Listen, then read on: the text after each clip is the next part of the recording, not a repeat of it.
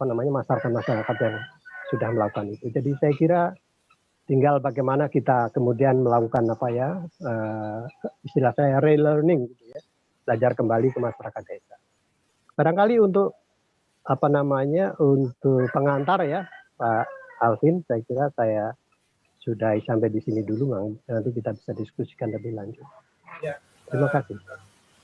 Terima kasih Pak Dr. Rewanto, tadi cukup menarik mengenai percepatan redesign blue dan green economy itu sendiri di masa-masa pandemi sekarang. Jadi kalau saya melihat memang saat ini terjadi arus deurbanisasi ke desa-desa yang tadinya sangat sulit kita melakukan urbanisasi, tiba-tiba secara otomatis terjadilah yang disebut deurbanisasi itu. Ini menjadi suatu momentum supaya mereka tidak kembali ke kota, karena mereka saat ini banyak yang sudah kembali ke desa. Jadi menarik tadi Pak Dr. Rewanto sampaikan bahwa sekarang momen yang paling tepat untuk mempercepat redesign ekonomi biru dan ekonomi hijau atau green and blue village. Bagaimana kita memanfaatkan kesempatan ini, jadi gerakan deurbanisasi ini akan sustain. Tentunya harus dibangun program-program di desa yang sustain. Terima kasih Pak Rewanto, nanti saya kembali lagi, mungkin nanti ada masalah teman-teman narsum yang lain. Nah, saya ingin menanyakan langsung ini kepada inkubator desanya ya Mas Iwan, ya, yang banyak inkubasi desa-desa di seluruh Indonesia dalam program Gerakan Desa Emasnya. Mungkin dari Gerakan Desa Emas sebetulnya sudah ketemu formula yang pas untuk membangun blue and green economy tersebut. Ya, kira-kira bagaimana Mas Iwan? Mungkin bisa bercerita dulu tentang Gerakan Desa Emas, karena ini kita live di 2 satelit disaksikan seluruh Indonesia, pemirsa parabola seluruh Indonesia. Mungkin diceritakan dulu Gerakan Desa Emasnya Mas Iwan. Baik, makasih Mas Alvin. Assalamualaikum, selamat sore buat semuanya. Mohon berkenan saya sedikit memaparkan, Mas Alvin. Ya, silakan. Izin ya. Silakan. Baik.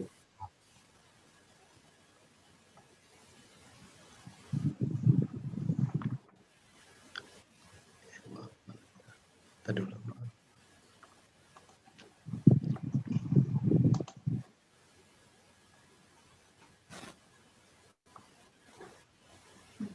Sudah berapa lama Gerakan Desa Emas, Mas Iwan? Kita mulai aktif 2017, Mas Arvin. Kok nggak keluar ya? 2017. Sudah ya, berapa betul. desa? Jadi kita masuk hampir 1000 desa dari total. Memang target kita sejak dimulainya gerakan ini kita dorong ya melalui Kain waktu itu ya, karena ada amanah dari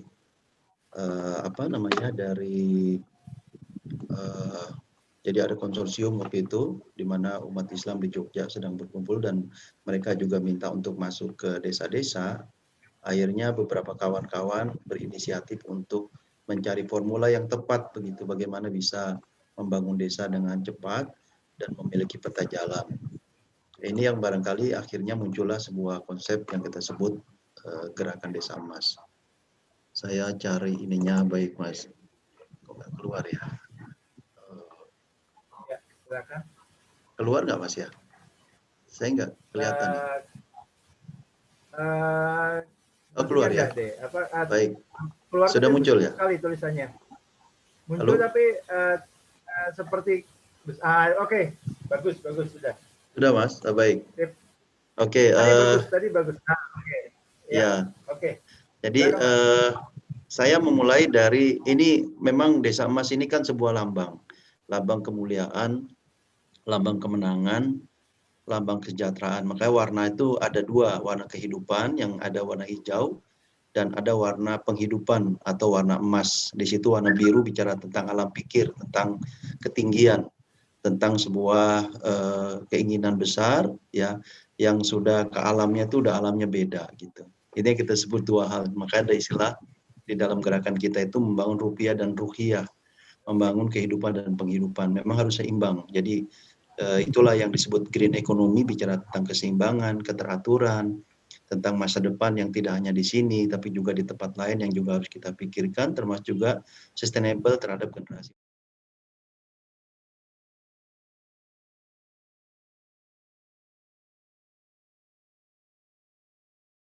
Juga ingin membawa generasi kita yang juga ingin selamat di dunia dan di akhirat. Barangkali semangat inilah yang akhirnya muncul konsep yang disebut sebagai Gerakan Desa Emas. Walaupun Gerakan Desa Emas ini juga mengambil spirit dari Gerakan Semon Undong dan kita menjadi bagian dari gerakan dunia. Jadi ada 124 negara yang mendaftar dan kita termasuk bagian dari negara itu yang tercatat di Korea.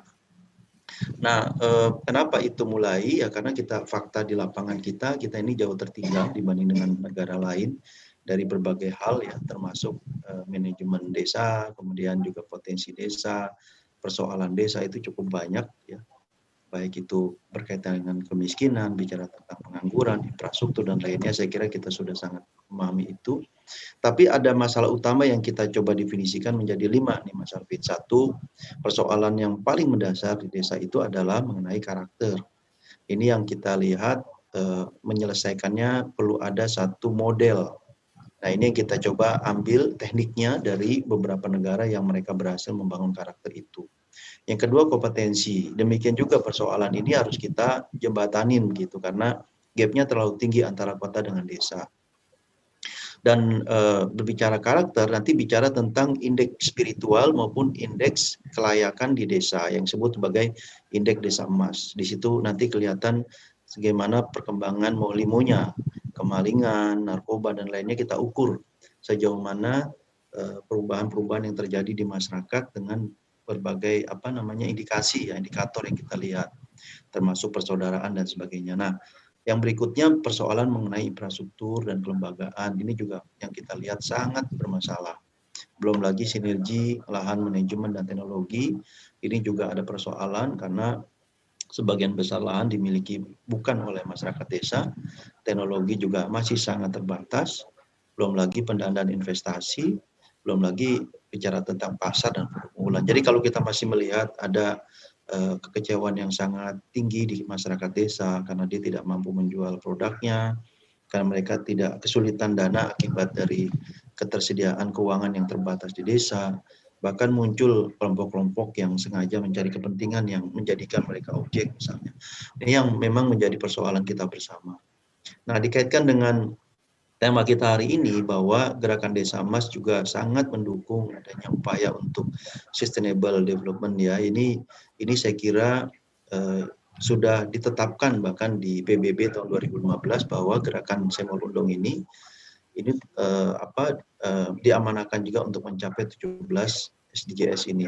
Nah, kita coba mendefinisikan itu, Mas Alvin, jadi tidak hanya sekedar ekonomi green saja, tapi juga dari social green, spiritual green, dan sebagainya kita coba lihat dari sisi ekonomi, nanti kita punya KPI, sesungguhnya perubahan kemiskinan di desa tersebut seperti apa.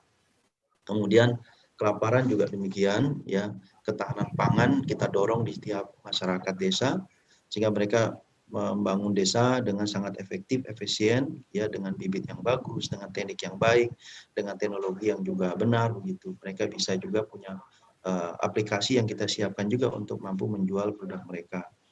Dari sisi kesehatan tentunya kita lihat dari sisi kematian bayi dan lainnya, tentunya juga menjadi ukuran keberhasilan kita di dalam gerakan ini, sejauh mana ibu-ibu melahirkan tertangani dengan baik, bayi-bayi prematur juga kita lihat.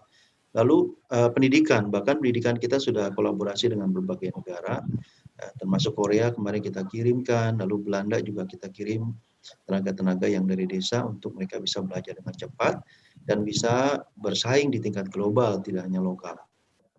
Dari sisi gender juga kita punya formulasi, di mana ketika membentuk namanya Komite Pembangunan Desa, kita membuat namanya subunit perempuan. Disitulah yang mereka fokus untuk bidang-bidang tertentu termasuk keuangan, itu memang cocok sekali kalau dikelola oleh subkomite perempuan. Lalu bicara air bersih, sanitasi, yang sekarang juga masih banyak desa-desa yang kesulitan air, padahal dia punya mata air, padahal dia punya sungai, tapi tidak mampu untuk naik ke atas karena kontur desanya tidak memungkinkan untuk mereka langsung ambil. Ini juga persoalan yang kita coba cari solusinya. Lalu bicara tentang energi bersih, ini kebetulan ada Pak Ari, ini sahabat Gerakan Desa Emas, Pak Ari.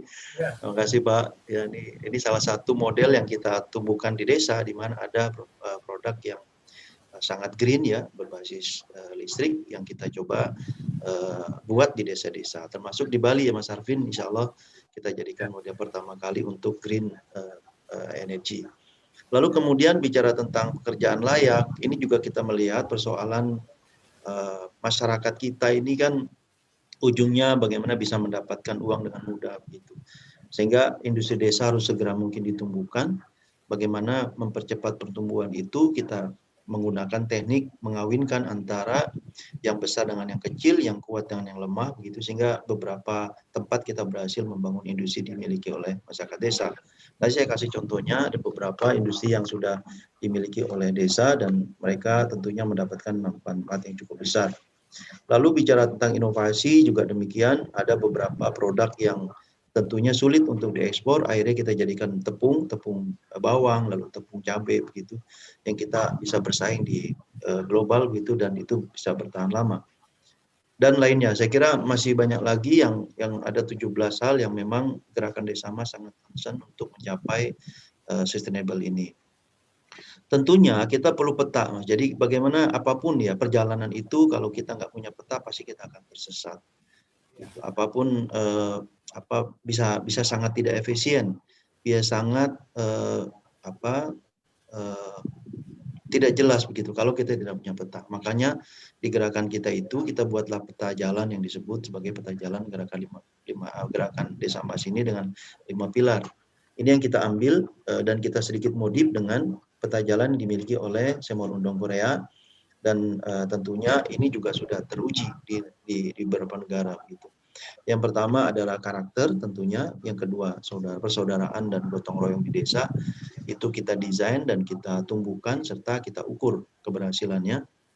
Kemudian bina sinergi dan teknologi, ini pun kita siapkan fasilitasnya, dan bagaimana mekanisme sinergi, SOP dan lainnya juga kita bantu untuk mereka bisa memahami itu.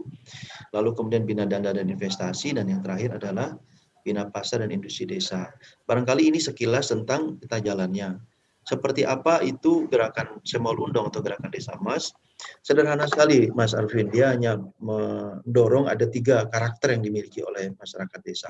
Satu adalah semangat juang, ya. Jadi jiwa pantang menyerahnya kita tumbuhkan. Yang kedua adalah kemandiriannya, dan yang ketiga adalah gotong royongnya.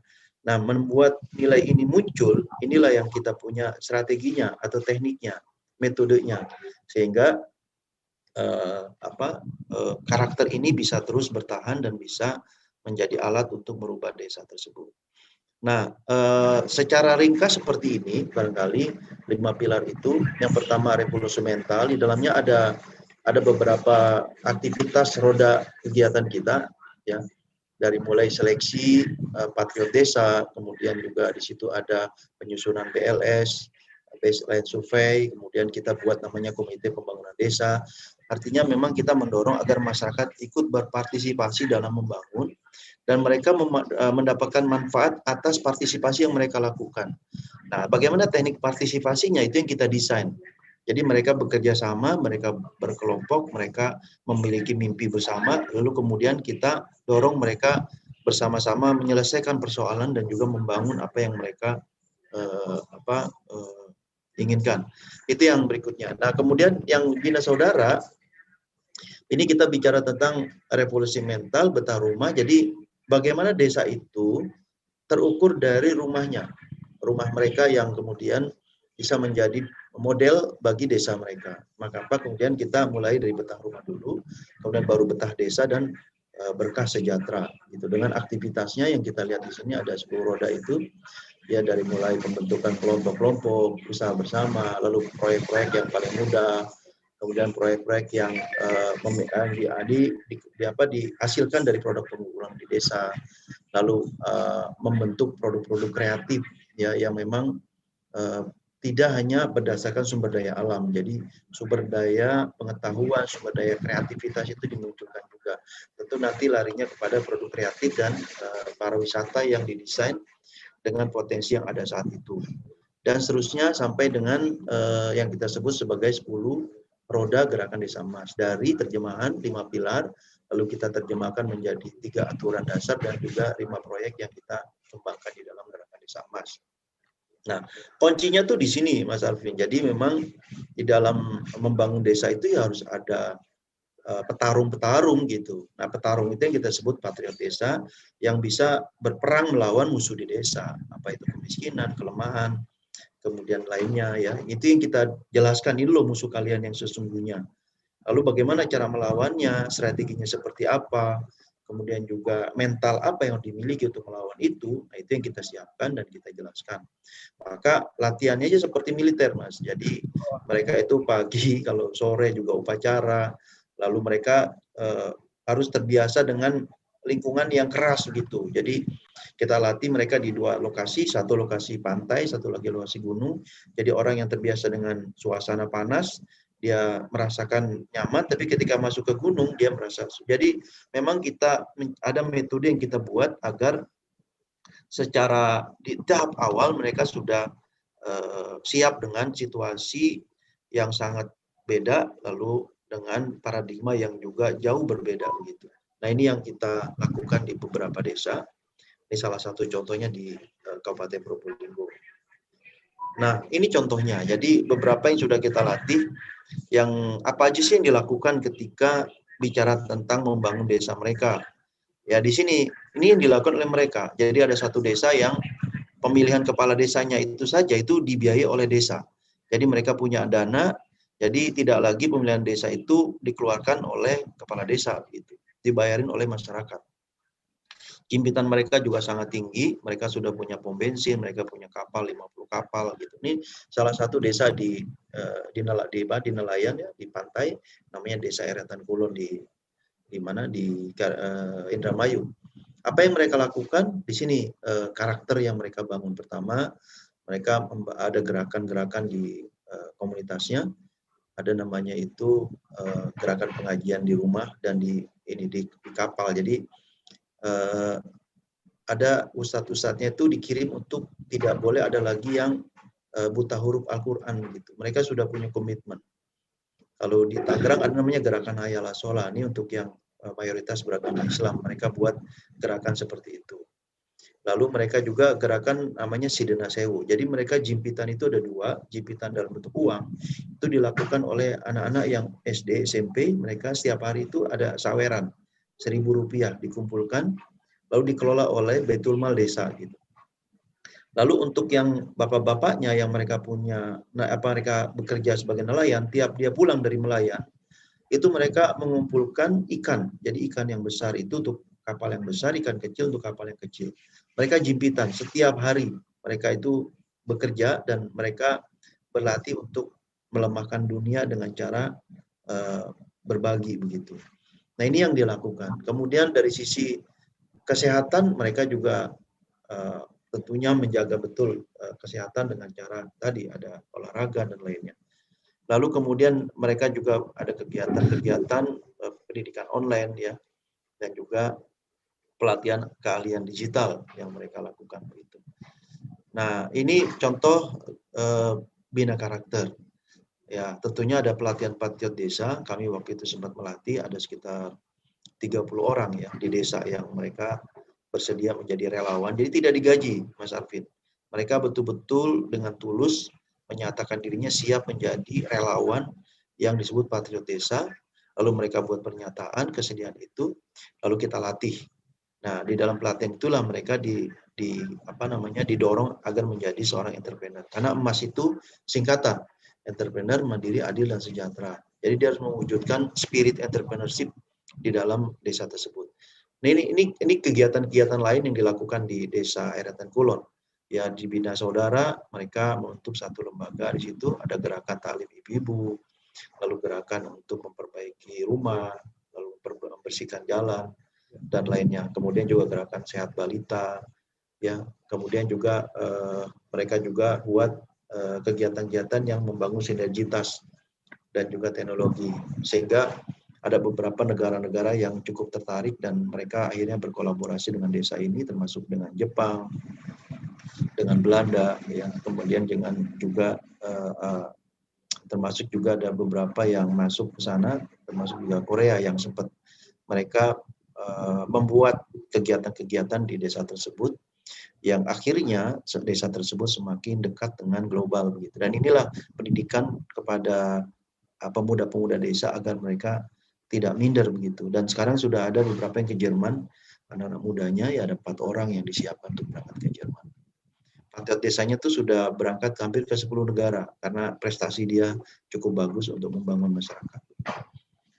Di bidang yang lain, misalnya di Bina Dana Investasi, sekarang mereka sedang membuat ada yang disebut sebagai tepung ikan, jadi pabrik susu ikan ya. Itu jadi memang belum ada banyak desa-desa yang mendorong adanya optimalisasi hasil buangan ikan. Itu yang mereka sedang buat dengan marketnya juga sudah ada, dan juga ada beberapa yang berkolaborasi untuk membantu pembangunan pabrik susu ikan ini. Setelah mereka punya bank sampah, mereka punya KUD, mereka punya koperasi, mereka punya kapal, mereka punya pom bensin. Ya, sekarang mereka sedang membangun namanya pabrik susu ikan. Nah, ini yang barangkali strategi yang kita bangun agar desa tersebut semakin kuat dan kesadaran untuk menjaga masa depan ini semakin tinggi. Ya, jadi dia ada lelang ikannya tuh, dia ada namanya dana paceklik, dana pendidikan, dana sosial kesehatan gitu. Dan mereka gratis tuh Mas kalau sekolah ya, dan mereka punya sekolah namanya SMK Hasanuddin tuh, itu gratis karena dibiayai oleh kegiatan mereka di dalam Jepitan. Lalu ini salah satu model produk yang mereka miliki, ya, ada produk hasil dari tentunya pelelangan, kemudian juga produk UKM yang dikumpulkan di dalam BUMDes, kemudian juga produk hasil olahan ikan. Jadi mereka sudah punya hasil olahan ikan bagus-bagus Mas. Ada sekitar 15 produk yang mereka miliki yang mereka sudah bisa jual ke kota dengan packaging yang cukup bagus begitu. Dan itu dimulai inkubasinya dari SMK yang ada di sana, lalu kita dorong untuk bisa dijual di luar desanya. Dan sudah cukup bagus dia punya produk. Itu satu contoh, satu desa.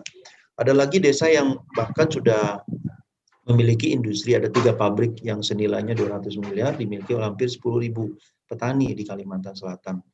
Mereka berkumpul, mereka mendirikan koperasi, lalu mereka kemudian mengakuisisi kebun, bibit, kemudian akhirnya kita juga dampingin, dan tentunya ada beberapa mitra yang juga masuk untuk membangun industri di sana. Ada CPO, ada PVO, dan sekarang ini mereka sedang ada satu turunan lagi yang mereka sedang kembangkan untuk industri desa yang ada di sana. Ini kira-kira skemanya, jadi bahkan sudah masuk pada tidak hanya sumber dana dari masyarakat, juga mereka mendorong adanya kesadaran untuk berwakaf, sehingga ada istilahnya wakaf uang, wakaf melalui uang, itu yang didorong di masyarakat untuk mereka kontribusi melalui dana-dana keagamaan dan dana sosial. Gitu. Dengan begitu, biaya operasional semakin kecil atau biaya investasi semakin kecil, maka balik modalnya akan semakin cepat. Nah, ini yang tadi saya sampaikan Mas Arvin, jadi kami sudah kerjasama dengan Pak Ari, makasih Pak, kami juga sedang mendorong agar UKM-UKM di desa yang selama ini mereka pakai gerobak dorong, mereka yang tidak higienis, kita kemudian dampingi untuk menggunakan salah satu industri yang memang halal, healthy. Jadi arahnya tidak hanya gerobaknya saja, tapi isinya pun kita akan standarisasi agar mereka mengenal apa yang dimaksud dengan sehat, higienis, dan lainnya. Ini contoh-contoh saja, bahkan sudah sampai pada menggunakan teknologi Cekarasan. Di samping itu, kami juga mendorong di bidang kesehatan aplikasi COVID yang sedang kita disebut sebagai Lakovus, ya, lawan COVID virus. Ini juga kita sedang siapkan, mudah-mudahan bulan depan sudah kita aplikasikan di desa-desa agar mereka bisa men-tracking ya mana-mana yang kondisinya masih terpapar, lalu mereka juga sudah ada fasilitas untuk di situ semacam pengarahan dan bahkan sampai pada akhir seperti apa. Ini contoh yang lain, kami juga di sisi kemanusiaan ya mendorong ada istilahnya itu desa yang ramah difabel, karena ini sengaja kita sedikit ini karena kita punya tim ini ya sudah beberapa kali ke desa-desa itu tidak ada yang nerima masyarakat yang difabel. Jadi hampir 73 anak yang ada yang dibuang, ada yang diambil, ada yang itu yang dikumpulkan. Lalu kemudian sekarang mereka sudah bisa bertanam sayur ya, walaupun dengan seadanya. Lalu mereka juga beternak gitu. Dan kemudian sekarang ini mereka sedang membangun rumah difabel yang sedang kita siapkan. Bahkan ada yang Agnia kita ini yang menyiapkan House of Difabel untuk memamerkan produk-produk anak-anak difabel sekaligus untuk display ya semacam informasi, pusat informasi kegiatan-kegiatan difabel yang dilakukan di daerah Bandung Jawa Barat gitu. Nah ini di sisi kemanusiaan kita melihat ini cukup banyak, makin banyak anak-anak difabel kita dan makin banyak juga orang tua yang kemudian tidak peduli dengan anak yang difabel, bahkan dilepaskan begitu aja. Ini kita juga masuk kepada segmentasi ini. Dan untuk yang air bersih, contohnya kami kerjasama dengan Rotary dari Belanda untuk mengairi sekitar 400 kakak di sana di daerah Jatimekar, yang tadinya itu masyarakatnya seperti ini Mas, di bawah itu jadi mereka nyucinya, jambannya itu di luar, bahkan ya cukup memprihatinkan lah. Alhamdulillah sekarang mereka sudah bisa menggunakan fasilitas dan itu sederhana sekali, kita hanya menaikkan mata air yang di bawah walaupun jaraknya cukup panjang ya, tapi alhamdulillah berhasil dan sekarang kegiatan ini dikelola oleh masyarakat desa karena kita juga membentuk kelompok pengelolanya ya, sehingga sustainabilitas di dalam kegiatan ini harus kita perhatikan dan mereka berbayar sehingga akhirnya maintenance dan lainnya juga bisa terpelihara. Dan tentunya dengan Mas Arvin juga, makasih nih kita di Ballywood sudah juga punya cita-cita yang sama agar desa-desa tidak hanya dari sisi ekonomi dan sosial yang tumbuh, spiritual yang makin kuat, tapi juga dari sisi kreativitas. Mereka bisa menjual keahlian di desa dan keinginan desa melalui film gitu. Demikian Mas Arvin dari saya. Nah, ini kita tentunya perlu gotong royong. Nah, ini lambangnya kita nih Mas Arvin. Jadi ada, nah ini pantang menyerah. Kemudian yang jari tengah ini ini adalah kemandirian dan gotong royong. Ini yang selalu kita dorong dengan lingkaran O ini adalah keikhlasan. Jadi kalau tanpa ikhlas sulit kita masuk ke masyarakat. Tanpa ikhlas sulit kita bisa diterima. Tanpa ikhlas kita sulit untuk menemukan hakikat perjalanan kita sesungguhnya. Demikian dari saya kira mudah-mudahan sedikit mendapat gambaran tentang gerakan Desa Emas. Tentunya masih banyak kekurangan dan kelemahan. Mohon doa dan dukungan seluruh pihak untuk bisa mendukung gerakan ini bisa membantu membangun sebuah peradaban baru yang disebut sebagai Indonesia Emas. Demikian, Assalamualaikum warahmatullahi wabarakatuh. Luar biasa. Luar biasa Mas Iwan. Ya Mas, makasih Mas. Mas, ya Desa Mas ya. Luar biasa. Entrepreneur, M Mandiri, A Adil, dan S Sejahtera. Ya, ada rupiah. Jadi sebelah kanan itu rupiah, sebelah kiri itu ruhiah. Jadi yang disebut entrepreneur dan mandiri itu bicara tentang rupiah. Tapi kalau bicara tentang apa tadi, adil dan kesejahteraan, kedamaian, itu bicara tentang ruhiah. Nah, dua inilah yang kita kolaborasikan di dalam sebuah kawasan. Demikian Mas Arvin. Terima kasih. Thank you Mas Iwan. Kerabat desa, jadi majunya sebuah desa yang kita sebut desa maju, bukan hanya berarti desa yang modern, tapi desa yang berkarakter. Ya, kira-kira demikian ya Mas Iwan. Ya, betul Mas. Apakah nanti tujuannya untuk yang desa sejahtera tadi membangun desa industri juga? Karena tadi saya lihat kan membangun UKM. Iya. Ya, jadi penghidupan itu nanti bicaranya tentang perlawanan ekonomi global. Dan memang kalau lihat dari indeks industri kita itu sangat rendah, sehingga akhirnya memang kita mau tidak mau harus membangun industri desa dan menggunakan teknologi yang juga bisa bersaing dengan teknologi luar. Dari sisi efektivitas, value added-nya, efisiensinya, begitu. Nah, kenapa? Karena banyak produk-produk di desa gitu yang belum bisa terserap ya dengan kondisi yang ada saat ini. Demikian Mas. Terima kasih. Kerabat desa, nanti kita diskusi lagi dengan Mas Iwan. Ya, kita ketahui sekarang menuju era blue economy dan green economy, membangun green industry. Tentunya pada saat kita membangun green industry, itu semua sebetulnya ada di desa, termasuk renewable energy ada di desa.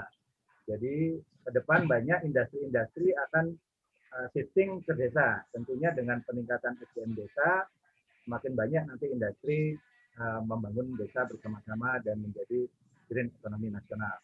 Mari kita sapa dulu Ibu Erli, Mbak Erli.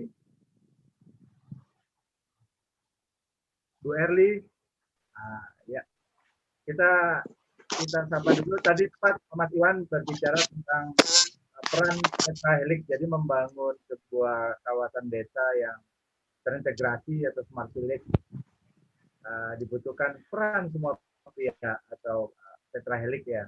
Tetrahelix kira-kira dari pengalaman Mbak Erli sendiri membangun desa Sleman, kan kita ketahui Mbak Erli membangun sebuah desa wisata yang terintegrasi dan juga banyak pengalaman menjadi tenaga ahli beberapa kementerian sebelumnya.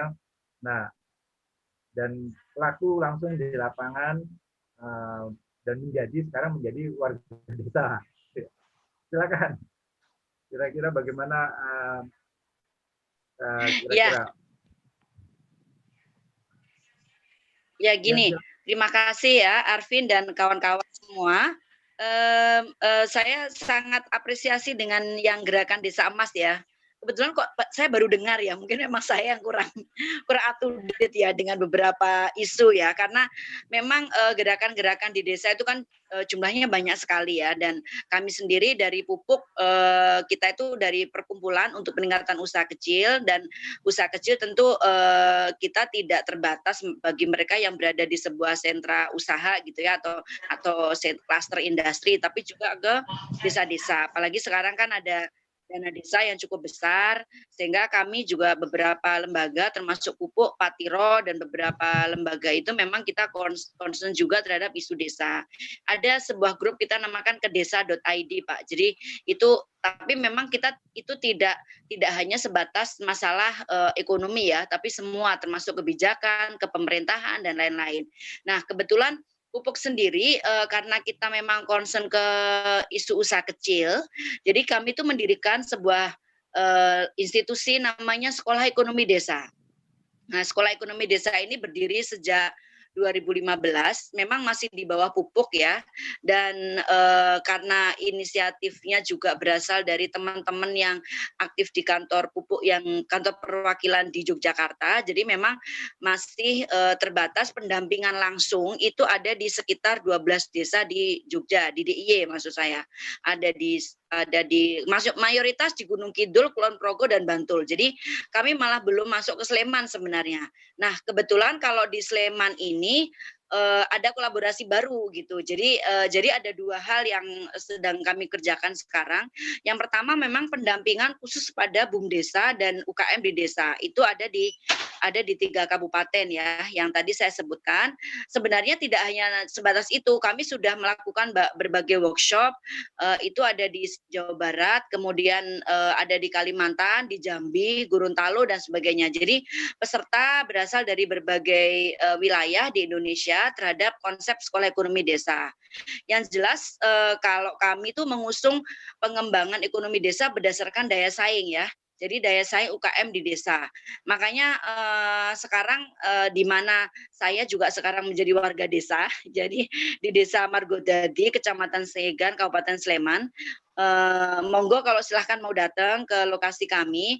Jadi kami sendiri baru sekitar tahun lalu berada di sini. Kami menyewa lahan 7 hektar selama 20 tahun dari tanah kas desa untuk dijadikan eduwisata. Tentu dengan mengerahkan masyarakat desa untuk terlibat di dalamnya. Walaupun memang ini adalah inisiatif sebagian oleh perusahaan swasta, tetapi semangatnya tetap mengajak warga desa berpartisipasi dalam membangun eduwisata gitu. Dan sekarang masih dalam proses. Tentu kasus banyak desa di mana mereka mereka menyewakan tanah kas desa kepada investor gitu ya, itu memang sangat ini kadang-kadang sangat merugikan warga desa. Mereka hanya tahu pokoknya ada masyarakat, ada wisatawan baik mancanegara maupun dalam domestik yang datang, kemudian ekonomi berputar tanpa mereka tahu bagaimana proses membangun sebuah kawasan yang bisa mendatangkan dana lebih untuk desa itu sendiri gitu. Jadi kadang-kadang desanya juga mereka masih sekedar saya udah dapat uang sewa gitu ya, paling nanti saya dapat tambahan kalau kawasan wisatanya rame, ada tempat parkir, jajan dan sebagainya. Jadi masyarakat belum banyak dilibatkan. Nah di sini saya di Desa Margodadi ini saya berusaha agar masyarakat desa itu nanti terlibat dalam proses bagaimana menghidupkan kawasan ini gitu ya. Walaupun tadi sekali lagi melibatkan investor juga, karena memang kebetulan di desa ini belum ada BUM desa. Jadi BUM desa itu belum ada, tetapi UKM desa itu sudah banyak tentunya. Nah ini yang menjadi PR bagi kita semua. Nah pengalaman Pupuk sendiri dalam atau Sekolah Ekonomi Desa dalam membangun desa-desa bersama-sama dengan perangkat desa dan juga pendamping desa ya, karena mereka sendiri kan sebenarnya sudah dari pemerintah sudah ada tenaga pendamping yang digaji bulanan itu ya oleh Kementerian Desa, tetapi mereka memang kebanyakan masih berorientasi kepada capaian laporan dana desa, kemudian musyawarah desa dan sebagainya. Belum fokus kepada pemberdayaan masyarakat secara umum, khususnya ekonomi gitu. Jadi makanya kalau ada gerakan Desa Emas, mungkin nanti lebih baik kita bisa berkolaborasi ya, karena inisiatif tentang membangun desa ini sudah cukup banyak dimiliki oleh banyak pihak atau stakeholders, dan tentu saya sangat gembira karena di Indonesia ini kan ada sekitar 74.000 desa, Arvin. Jadi kalau terus kemudian gerakan Desa Emas kan 1.000 desa, itu sudah cukup bagus. Nah tambah lagi yang lain-lainnya masih PR-nya masih banyak. Nah kebetulan kemarin saya diundang oleh Kementerian Koordinator Pembangunan Manusia dan Kebudayaan gitu ya, karena mereka yang menjadi koordinator dari beberapa kementerian termasuk Kementerian Desa. Mereka membahas rakornya di Jogja, membahas tentang pengembangan UKM di desa. Nah salah satu yang diangkat itu adalah tadi kalau misalnya di desa-desa gerakan emas ya, yang gerakan Desa Emas maaf. Gerakan Desa Emas itu kan ada konsep bagaimana pemasaran dan permodalan UKM di desa itu dikerjakan bersama-sama. Nah, kemarin itu sudah cukup menarik. Artinya kementerian sudah mulai melirik teknologi. Jadi mereka mengundang Asosiasi Fintech Indonesia gitu. Jadi Asosiasi Fintech Indonesia mempresentasikan tentang konsep urun dana, yaitu crowdfunding untuk membiayai UKM-UKM di Indonesia. Karena gini, ini juga menjadi perhatian Pupuk juga. Saya nggak tahu ini bisa jadi topik tersendiri ya sebenarnya, tapi sekilas saya akan sampaikan, Pupuk sendiri sekarang sedang membangun platform equity crowdfunding. Kami sudah punya perusahaan, tinggal proses perizinan ke OJK, dan bedanya dengan 3 crowdfunding lain yang sudah ada, ya, yang khusus bisnis ya, bukan yang sosial ya. Kalau yang sosial kan ada kitabisa.com misalnya ya. Tapi yang bisnis itu kan ada santara.co.id, kemudian ada Bizare, kemudian ada Danamart. Kalau nggak salah baru 3 itu yang dapat izin dari OJK. Nah, kami sekarang lagi proses izin. Bedanya dengan mereka itu adalah Pupuk ini sudah berpengalaman selama 30 tahun dalam pendampingan UKM. Jadi bagi UKM terutama mikro kecil lah, atau ya mikro kecil menengah lah, yang memang berminat untuk mendapatkan pendanaan melalui dana publik lewat equity crowdfunding platform, itu kami bisa garansi, karena bisa garansinya mereka adalah UKM yang pantas untuk dibantu, karena kami mempunyai jaringan pendamping UKM seluruh Indonesia. Jadi kami bagian dari Asosiasi Business Development Service ya, ABDSI. Itu adalah jaringan pendamping UKM, baik mereka secara individu maupun lembaga. Lembaganya baik berupa PT, CV maupun berupa NGO, yayasan atau perkumpulan. Nah, salah satunya Pupuk masuk di dalamnya. Jadi kerjasama dengan para pendamping ini cukup penting, karena apa? Kan kalau kita lihat ya, kalau misalkan Anda tahu equity crowdfunding yang Santara itu ya, itu sudah terlihat statistiknya. Yang apply untuk dibiayai itu ada sekitar 5.000 sampai 6.000 UKM. Tetapi karena mereka tidak punya formula bagaimana menyeleksi, karena kan hanya berdasarkan dokumen yang masuk ya, apakah usahanya ini seperti ini, keuangannya begini-begini, tapi kan mereka nggak kenal dengan ownernya kan sebenarnya gitu loh. Nah kalau kami nanti mudah-mudahan ya insya Allah dengan konsep kami itu dijamin yang akan dipublish untuk didanai bersama itu adalah sudah digaransi oleh para pendamping yang memang sudah tersebar seluruh Indonesia. Jadi sebelum dipublish itu kita udah tahu karakter ownernya, apakah UKM itu benar-benar emang uangnya dipakai untuk usaha yang dipromosikan dan sebagainya gitu. Karena bandingannya di Santara atau Bizarre misalnya yang apply itu 5.000 6.000 tapi yang baru dipublish itu sekitar 60.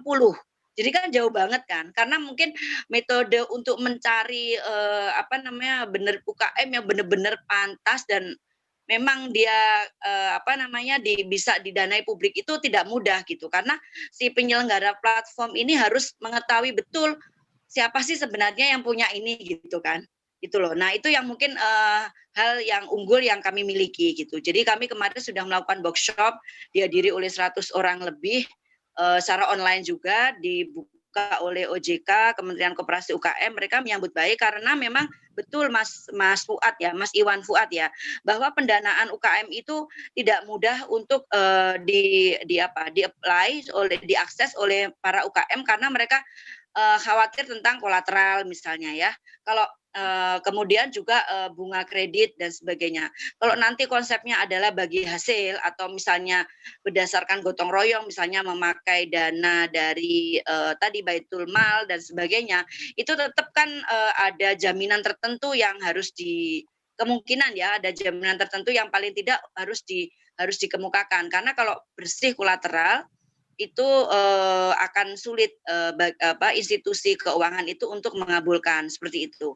Nah makanya kalau tadi misalnya Baitul Mal itu memang benar-benar dikelola oleh lokal dan masyarakat tahu ini siapa yang punya dan sebagainya, itu sangat bagus ya. Ibaratnya itu adalah mini crowdfunding gitu ya, tidak secara digital tetapi dilakukan secara lokal.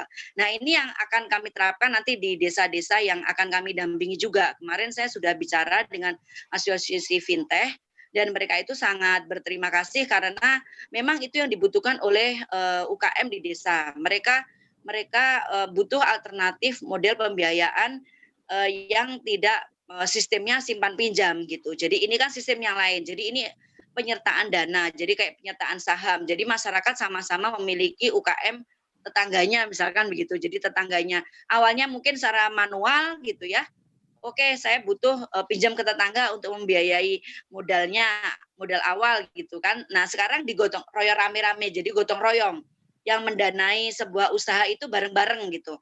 Ibaratnya kalau kita masyarakat atau masyarakat umum non UKM ya, kita bisa jadi kita kalau misalkan punya dana lebih tuh bisa jadi investor kecil-kecilan gitu loh. Misalnya punya uang 10 juta atau katakanlah 1 juta atau 500.000 gitu.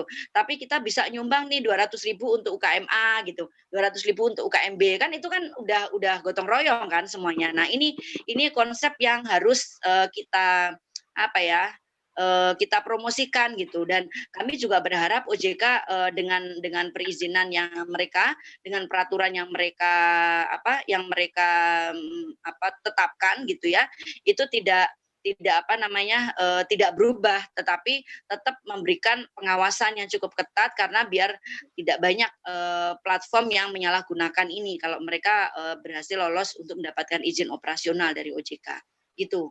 Nah, tentang pengalaman di desa kami cukup menarik karena peluangnya sangat banyak, hanya memang dibutuhkan orang-orang yang cukup jeli untuk melihat, katakanlah menganggap sebuah desa itu sebuah potensi dana. Tadi ya bilang ada dana yang bisa didapat dari potensi yang ada di desa itu. Jadi misalnya kalau saya sih di sini saya membuat paket-paket wisata yang banyak melibatkan masyarakat desa gitu. Jadi bagaimana kita bikin paket camping, kemudian jalan kaki, kemudian naik sepeda, tetapi nanti kita bisa ngampiri para UKM yang ada di desa ini gitu. Misalkan mereka punya kebetulan di sini tuh lokasinya banyak dengan sentra industri gerabah ya.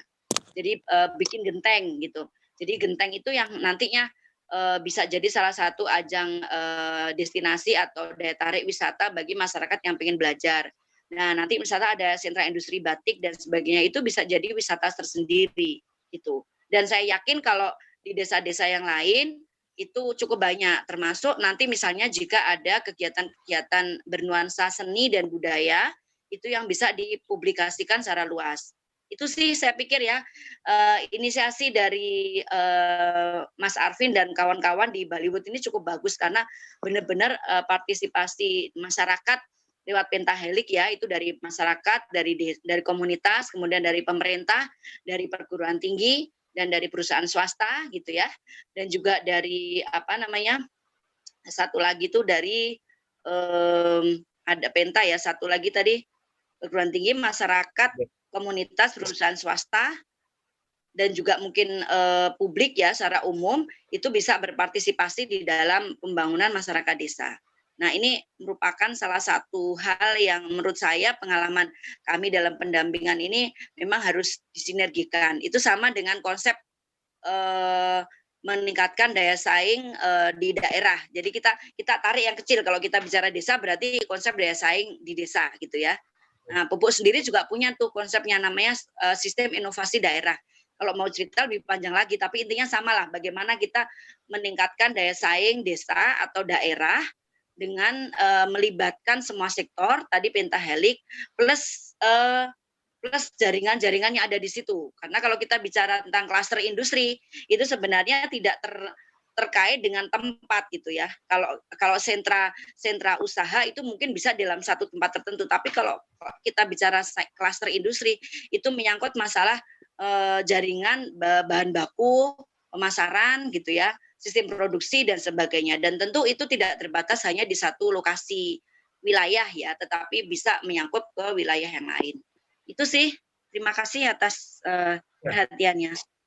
Wah, terima kasih dari Desa Sleman, Mbak Erdi dari Desa Sleman.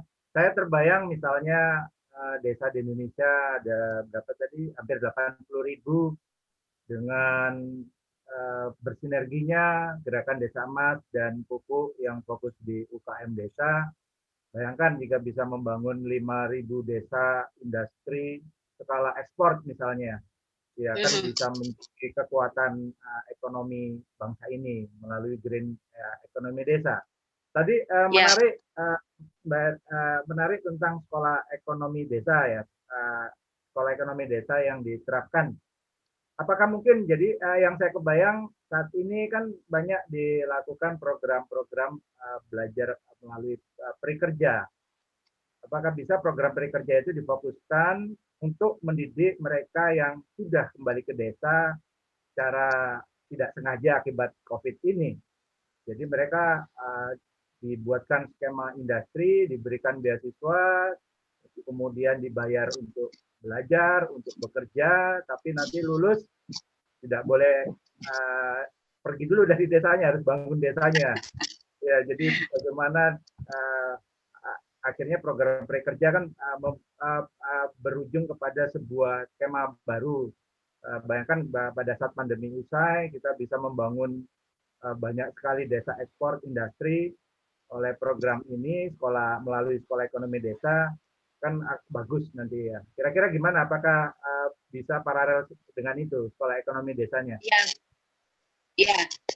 Ya. Jadi sebenarnya sekolah ekonomi desa ini kan istilah ya. Jadi yang dinamakan sekolah itu bukan sekolah formal, tapi kita melalui workshop, melalui pendampingan gitu kan. Nah tentunya memang ini menjadi tantangan sendiri ya. Kalau tadi Mas Arvin menyinggung masalah program prakerja itu kan memang kalau program dari pemerintah itu kan selalu memakai istilah vendor ya, jadi ada penyelenggara yang dalam skala besar gitu ya, bisa menampung sekian banyak tenaga kerja yang calon tenaga kerja atau mereka yang PHK ya, itu untuk bisa bekerja, dan sebelumnya ada training ya di dalamnya gitu.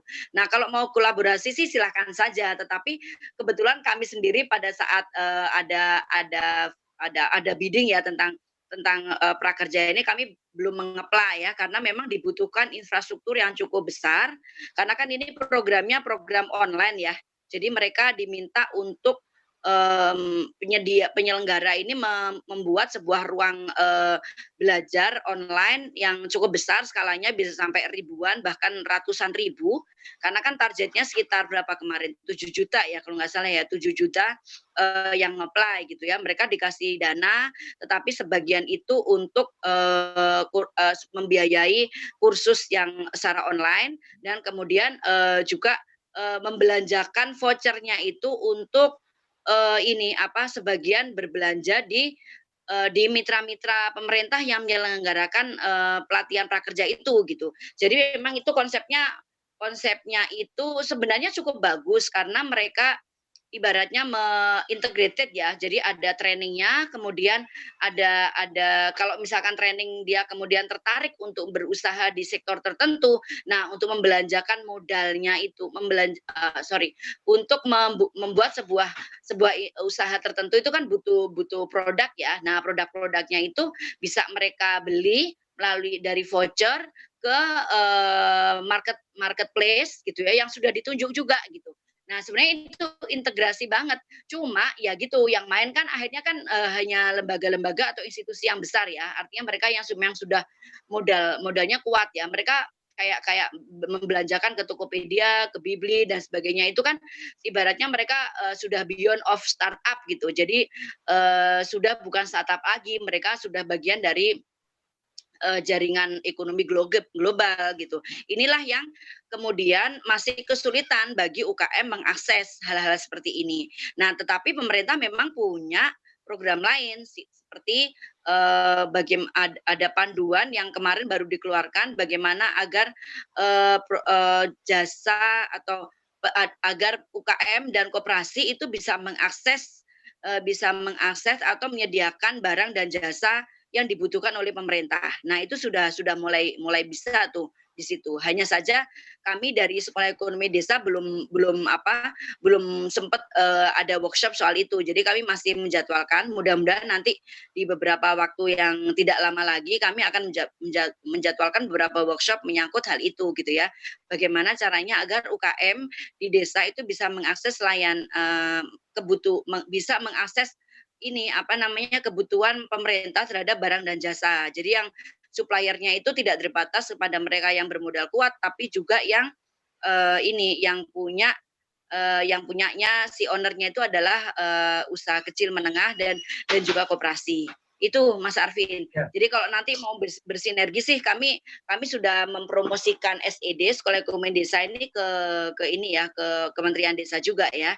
Tetapi memang karena kami sendiri gerakannya masih kecil gitu ya, walaupun tadi sudah ada beberapa provinsi juga, kami memang masih mulai membangun dan memproses. Tetapi kalau di kalangan Jogja ya, maksudnya DIY itu sudah cukup dikenal sih, karena memang kebetulan inisiasi kami memang dari Jogja gitu. Ya, saya hanya terbayang, ini bayangan saya saja. Mereka yang saat ini sudah urban ke desa, ini kan sebuah kesempatan besar ya, karena kita susah sekali melakukan deurbanisasi. Sekarang karena pandemi ada blessing in disguise, mereka ada di desa saat ini. Bagaimana jika mereka kita paksakan untuk bertransformasi, ya belajar apa yang mereka punya saja di desa, sumber daya alamnya apa, sumber daya kreatifnya apa. Saya rasa kerjanya mereka cukup belajar itu, ya, dan mereka nanti ditugaskan membangun desanya menjadi sebuah desa industri. Nah, mungkin nanti kita diskusi lagi. Saya ingin menyapa narsum, masih ada narsum, Pak Ari. Mungkin desa industri motor listrik, ya, yang warga desa yang sekarang udah urban, yang dulunya di PHK dari pekerjaan, contohnya di Bali mungkin keluar dari pekerjaan di hotel, sekarang hotelnya lagi off operation, tapi kita transformasi, kita paksakan bagaimana belajar hal tertentu, tapi nanti harus bangun desa industri. Nah, kita ingin mendengar dulu dari Pak Ari, Diploma Ing. Ari Cahyanogelis, Wah, Gelis, mohon maaf, Gelis bukan nama ya, ini Gelis ininya ya, nama brand ya. Ya, kita lihat ini salah satu produk green industry ya, mendukung green economy desa. Tidak saja dalam penerapan teknologi aplikasi di desa, tetapi juga saya rasa bisa sampai dengan ekonomi desa. Nah, nanti mohon tanggapan dari semua narsum tentang produk ini, tapi juga antar narsum saling menanggapi. Silakan Pak Ari, apa yang mau dipresentasikan?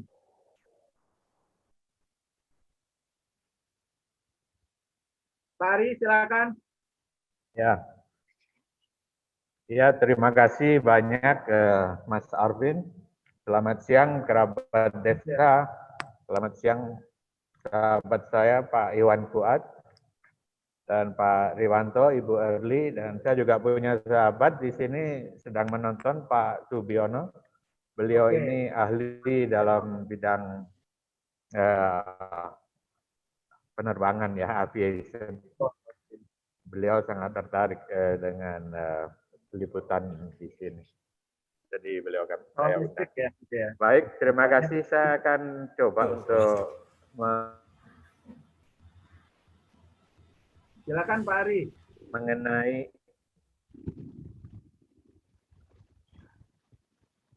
Mengenai produk kami yaitu Gelis. Bisa dilihat? Mohon maaf. Ya. Ya, bisa. Ya. Jadi saya ada dua paparan. Yang pertama Gelis produk kami, dan nanti kalau waktunya masih cukup saya akan presentasi mengenai proyek kami di Bali yaitu e-mobility Bali. Jadi mungkin Gelis dulu. Jadi Gelis ini atau gerobak listrik ini kami ciptakan dari ide-ide, kemudian desain dan yang lain-lainnya. Persiapan itu di 2019 awal. Jadi saya, mohon maaf, saya sendiri juga sudah lama bekerja di sektor otomotif ya. Saya bekerja dengan perusahaan Jerman Daimler yang memproduksi Mercedes-Benz itu sudah 24 tahun. Dan juga tim Gelis ya, beberapa dari teman-teman di tim itu juga dulunya telah bekerja di perusahaan otomotif multinasional. Jadi kami bergabung bersama, kemudian menciptakan Gelis ini untuk segmen atau pasar UMKM. Karena kami ingin memberikan sedikit kontribusi di segmen tersebut, di segmen UMKM tersebut, dari pengembangan ekonominya dan sumber daya manusianya. Jadi itu sesuai dengan visi dan misi kami ya, bahwa visi kami itu Gelis diciptakan untuk mendukung modernisasi pola dagang pelaku ekonomi kreatif sesuai dengan perkembangan zaman. Jadi itu tujuan kami. Kemudian misinya juga disesuaikan menghasilkan produk yang terjangkau dan berkualitas tinggi. Ini memang agak sulit ya di zaman sekarang, tapi kami terus berusaha berjuang untuk bisa mencapai misi kami ini. Kemudian pengembangan teknologi ramah lingkungan yang berkesinambungan sesuai perkembangan zaman ini juga ada beberapa tantangan yang harus kami lalui ya, karena sosialisasi mengenai ramah lingkungan di Indonesia ini masih sangat menantang sekali. Karena beberapa masyarakat masih belum aware untuk mengerti apa itu ramah lingkungan, terutama mengenai pengurangan polusi udara ya. Kemudian fokus terhadap kepuasan pelanggan. Jadi ini latar belakangnya sebenarnya ya. kita sudah merdeka 75 tahun, tetapi kalau kita lihat di beberapa tempat itu pelaku usaha UMKM itu masih mendorong gerobaknya untuk berjualan dan memang pada akhirnya beliau-beliau ini tidak akan fokus ke usahanya karena mungkin kalau mendorong 500 meter sudah capek, jadi mungkin kepuasan pelanggannya mungkin kurang ya. Maka dari situ kami menciptakan gerobak listrik ya untuk bisa merubah semuanya menjadi produktif. Ini ya terobosan baru ya dengan menggunakan kendaraan listrik. Ya, tentunya lebih produktif, lebih ekonomis dan harganya terjangkau. Ini adalah contoh kami mempromosikan Gelis di masyarakat. Ya. Responnya juga sangat positif sekali, sangat bagus. Ini adalah komponen utama, sebenarnya sangat simpel kalau kendaraan listrik itu ya. Kita lihat di sini ada baterai, ada motor dan penggeraknya, diferensialnya, dan controller itu adalah alat elektronik yang mengontrol semua aktivitas atau kegiatan daripada komponen-komponen listrik. Jadi tiga komponen utama ini yang sangat penting di kendaraan bermotor listrik. Nah, ini contoh baterai ya. Kami sebenarnya bisa menggunakan lithium ion baterai. Tetapi karena segmen pasar kami itu adalah UMKM, jadi kami akan sesuaikan harganya dalam hal ini. Maka kami memilih baterainya itu VRLA ya. Itu adalah valve regulated lead acid battery. Itu adalah baterai yang performance-nya atau kinerjanya di atas baterai yang biasa digunakan di mobil-mobil ya atau di kendaraan bermotor ya. Tetapi performance-nya mendekati lithium ion. Jadi harganya juga jauh lebih murah daripada lithium.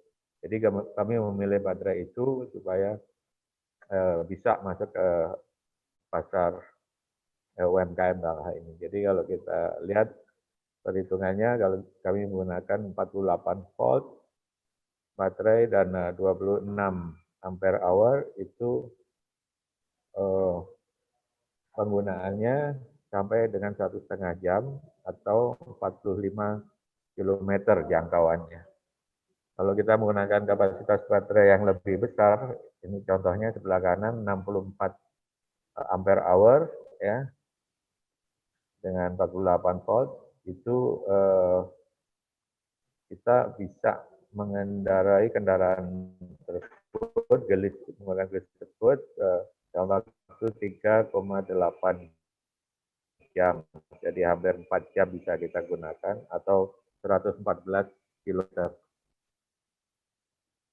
Dan Gelis juga dilengkapi dengan smart battery charger ya. Dalam hal kami itu bisa menggunakan listrik untuk pengisian ulang atau pengecasan baterai itu sampai dengan 80%. Yang biasanya charger yang biasa itu hanya sampai 40-50%.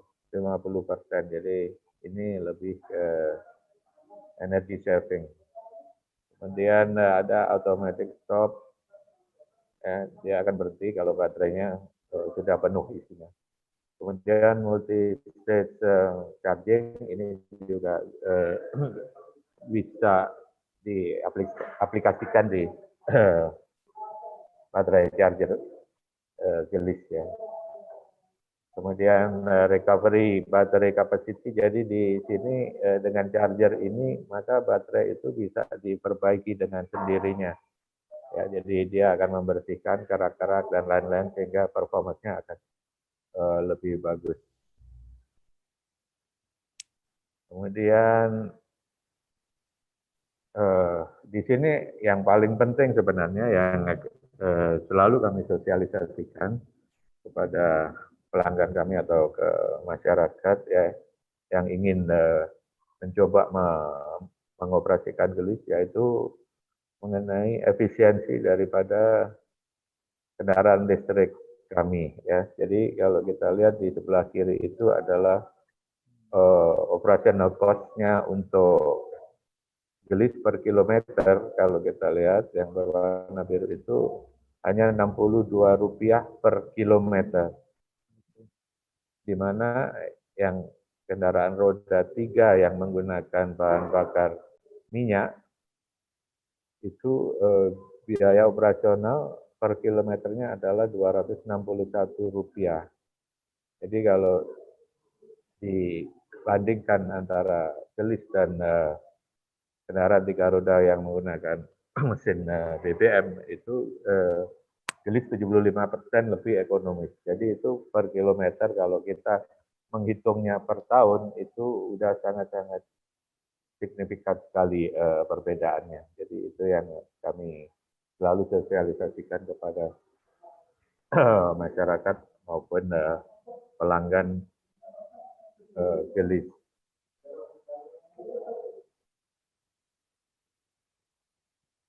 Ini adalah produk kami, ya, berbagai varian di sini.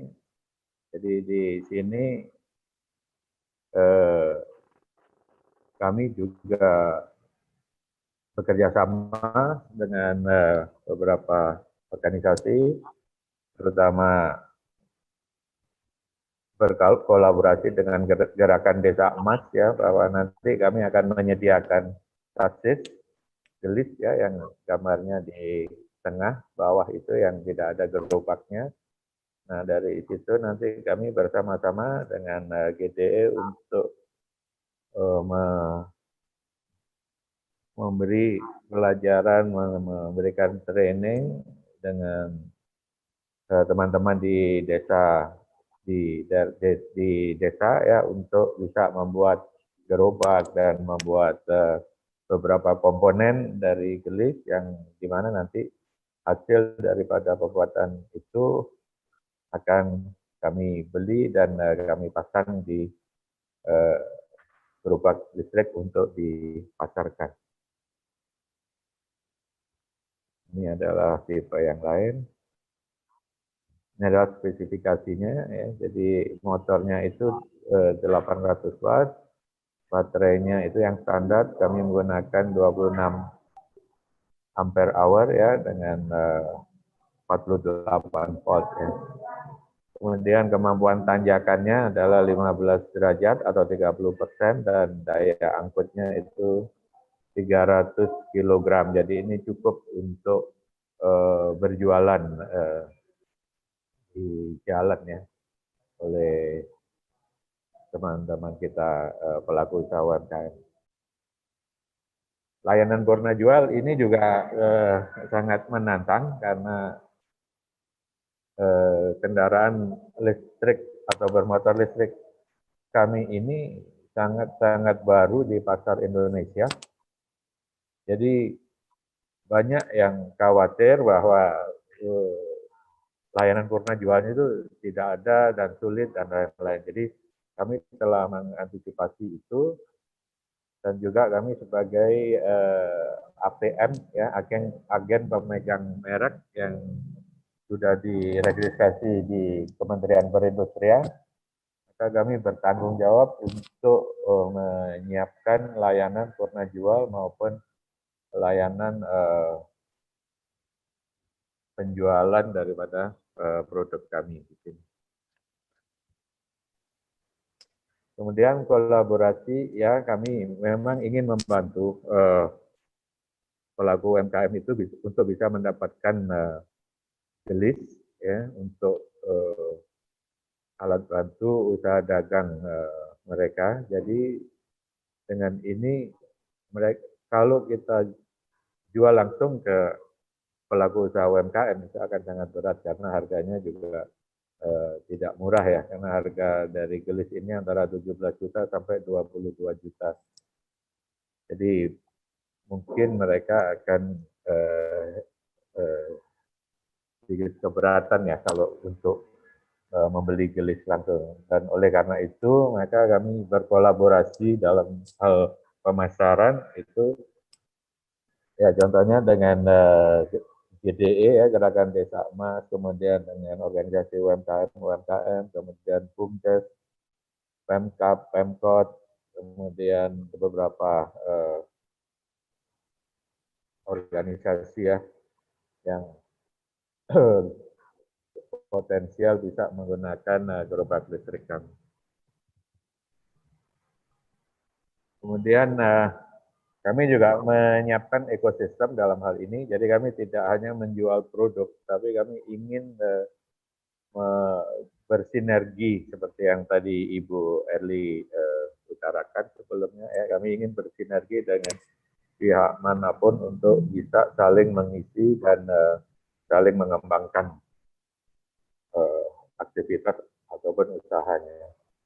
Jadi dalam hal ini kami menyiapkan charging station yang bisa kami lakukan dengan menggunakan tenaga matahari. Ini mungkin perlu di daerah-daerah pelosok ya yang belum ada listriknya. Kemudian baterai cadangan kami juga siapkan. Kemudian kami juga mengadakan technical training, product knowledge ya untuk mempersiapkan mekanik-mekanik di daerah di mana ada populasi gelis kaum. Kemudian ya tentunya penyediaan spare part. Kemudian memberi kesempatan kepada SDM daerah untuk di training membuat komponen gelis seperti sasis, gerobak, dan beberapa komponen lainnya. Ini tadi yang saya sampaikan sebelumnya. Ya, jadi komponen tersebut akan kami beli dan kami rakit di gerobak listrik kami. Kemudian membeli kembali gelis bekas dan direkondisi untuk dijual kembali supaya perputarannya itu bisa dijaga dengan baik. Ya. Dan ini adalah yang penting bahwa kami siap mengumpulkan baterai bekas untuk di recycling oleh pemasok baterai kami. Ya.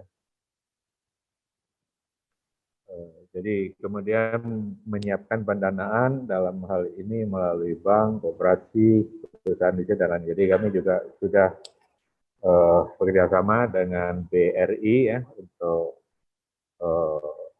bisa mendapatkan kredit kur ya dalam hal ini. Oke, itu yang dari saya. Luar biasa Pak Ari. Mungkin kalau ada, ya. Nanti bisa disambung lagi.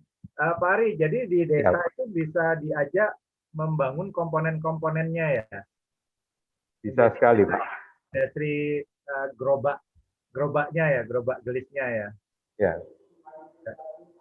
Ya mungkin komponen-komponen mekanisnya yang bisa kami komponen-komponen mekaniknya ya. Apa saja syarat desanya supaya bisa dilibatkan membangun industri gelisnya? Iya. Industri otomotif desa ya.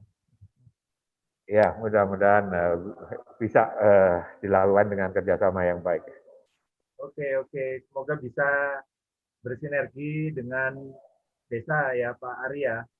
Saya rasa juga kebijakan pemerintah saat ini khususnya untuk nikel ya, saya rasa akan mendukung industri otomotif energi listrik ke depan juga. Dan saya harap juga nanti siapa tahu suatu waktu desa bisa menjadi desa ekspor gelis ya. Kira-kira. Ya. Nanti kita kembali diskusi lagi. Saya ingin menanyakan kepada Dr. Riwanto, paling senior dari Pak Riwanto, kira-kira menurut pendapat Bapak tentang aktivitas gerakan Desa Emas, ya kemudian rekan kuku, ya termasuk industri gelis sendiri, khususnya blue and green economy desa ke depan, kira-kira ini membawa optimisme ya Bapak. Kira-kira menurut pendapat Bapak bagaimana? Ya, saya kira ini sebuah saya tadi pakai istilah inovasi, rintisan dari teman-teman lembaga swadaya masyarakat ya. Dan namanya juga swadaya, saya kira ciri utamanya adalah kemandirian. Dan tadi Saudara Fuad dengan jelas juga menyampaikan di Desa Emasnya itu patriotisme itu menjadi penting, karakter menjadi penting. Sementara Bu Eli ya di Pupuk, saya sudah lama dengar Pupuk ini. Saya kira Pupuk ini sudah sebuah lembaga swadaya masyarakat yang sudah lama yang bergerak, kalau nggak salah dulu lebih banyak ke isu-isu perempuan ya, isu gender dan sebagainya. Tapi saya lihat dari presentasi Bu Eri tadi sudah berkembang sedemikian rupa sehingga menjadi sebuah lembaga swadaya masyarakat yang bergerak di bidang kewirausahaan atau entrepreneurship. Dan kolaborasinya saya lihat sudah begitu luas. Terakhir saya kira Pak Ari tentang gelis ini menurut saya menarik karena ini sebuah inovasi teknologi mobil listrik ya, gerobak listrik sekaligus juga membuat terobosan karena pasti satu saat fossil fuel akan habis ya, jadi kita perlu energi yang terbarukan. Jadi ini sebuah upaya yang luar biasa. Jadi kesan saya sebagai sebuah inovasi, rintisan apa yang disampaikan oleh teman-teman tadi luar biasa. Dan ke depan saya kira memang seharusnya kemandirian masyarakat ini menjadi lebih besar, begitu tidak terlalu tergantung pada negara, tergantung pada pemerintah. Dan saya kira masyarakat yang sehat adalah masyarakat yang bisa mandiri. Tadi saya mulai dengan sejarah sedikit tentang Green Revolution, revolusi hijau, yang ternyata dampaknya justru membuat eksodus ke kota begitu ya. Dan kita melihat sekarang setelah 50 tahun transformasi sosial di kota itu, betapa kota itu menjadi tempat yang sebenarnya tidak nyaman gitu ya. Perencanaan kota juga hampir di semua tempat itu amburadul. Jakarta masih punya problem tentang banjir, punya kemiskinan saya kira masih begitu besar, juga pengangguran ya. Nah, tadi Bung Arvin mengatakan barangkali ini sisi baik atau blessing in disguise dengan COVID ini, di mana ada semacam deurbanisasi ya. Tidak hanya deurbanisasi, tapi juga deglobalisasi juga ya, karena praktis kita menjadi terhenti, ini tidak bisa kemana-mana begitu ya, antar negara juga terhenti gitu ya, semuanya jadi online begitu.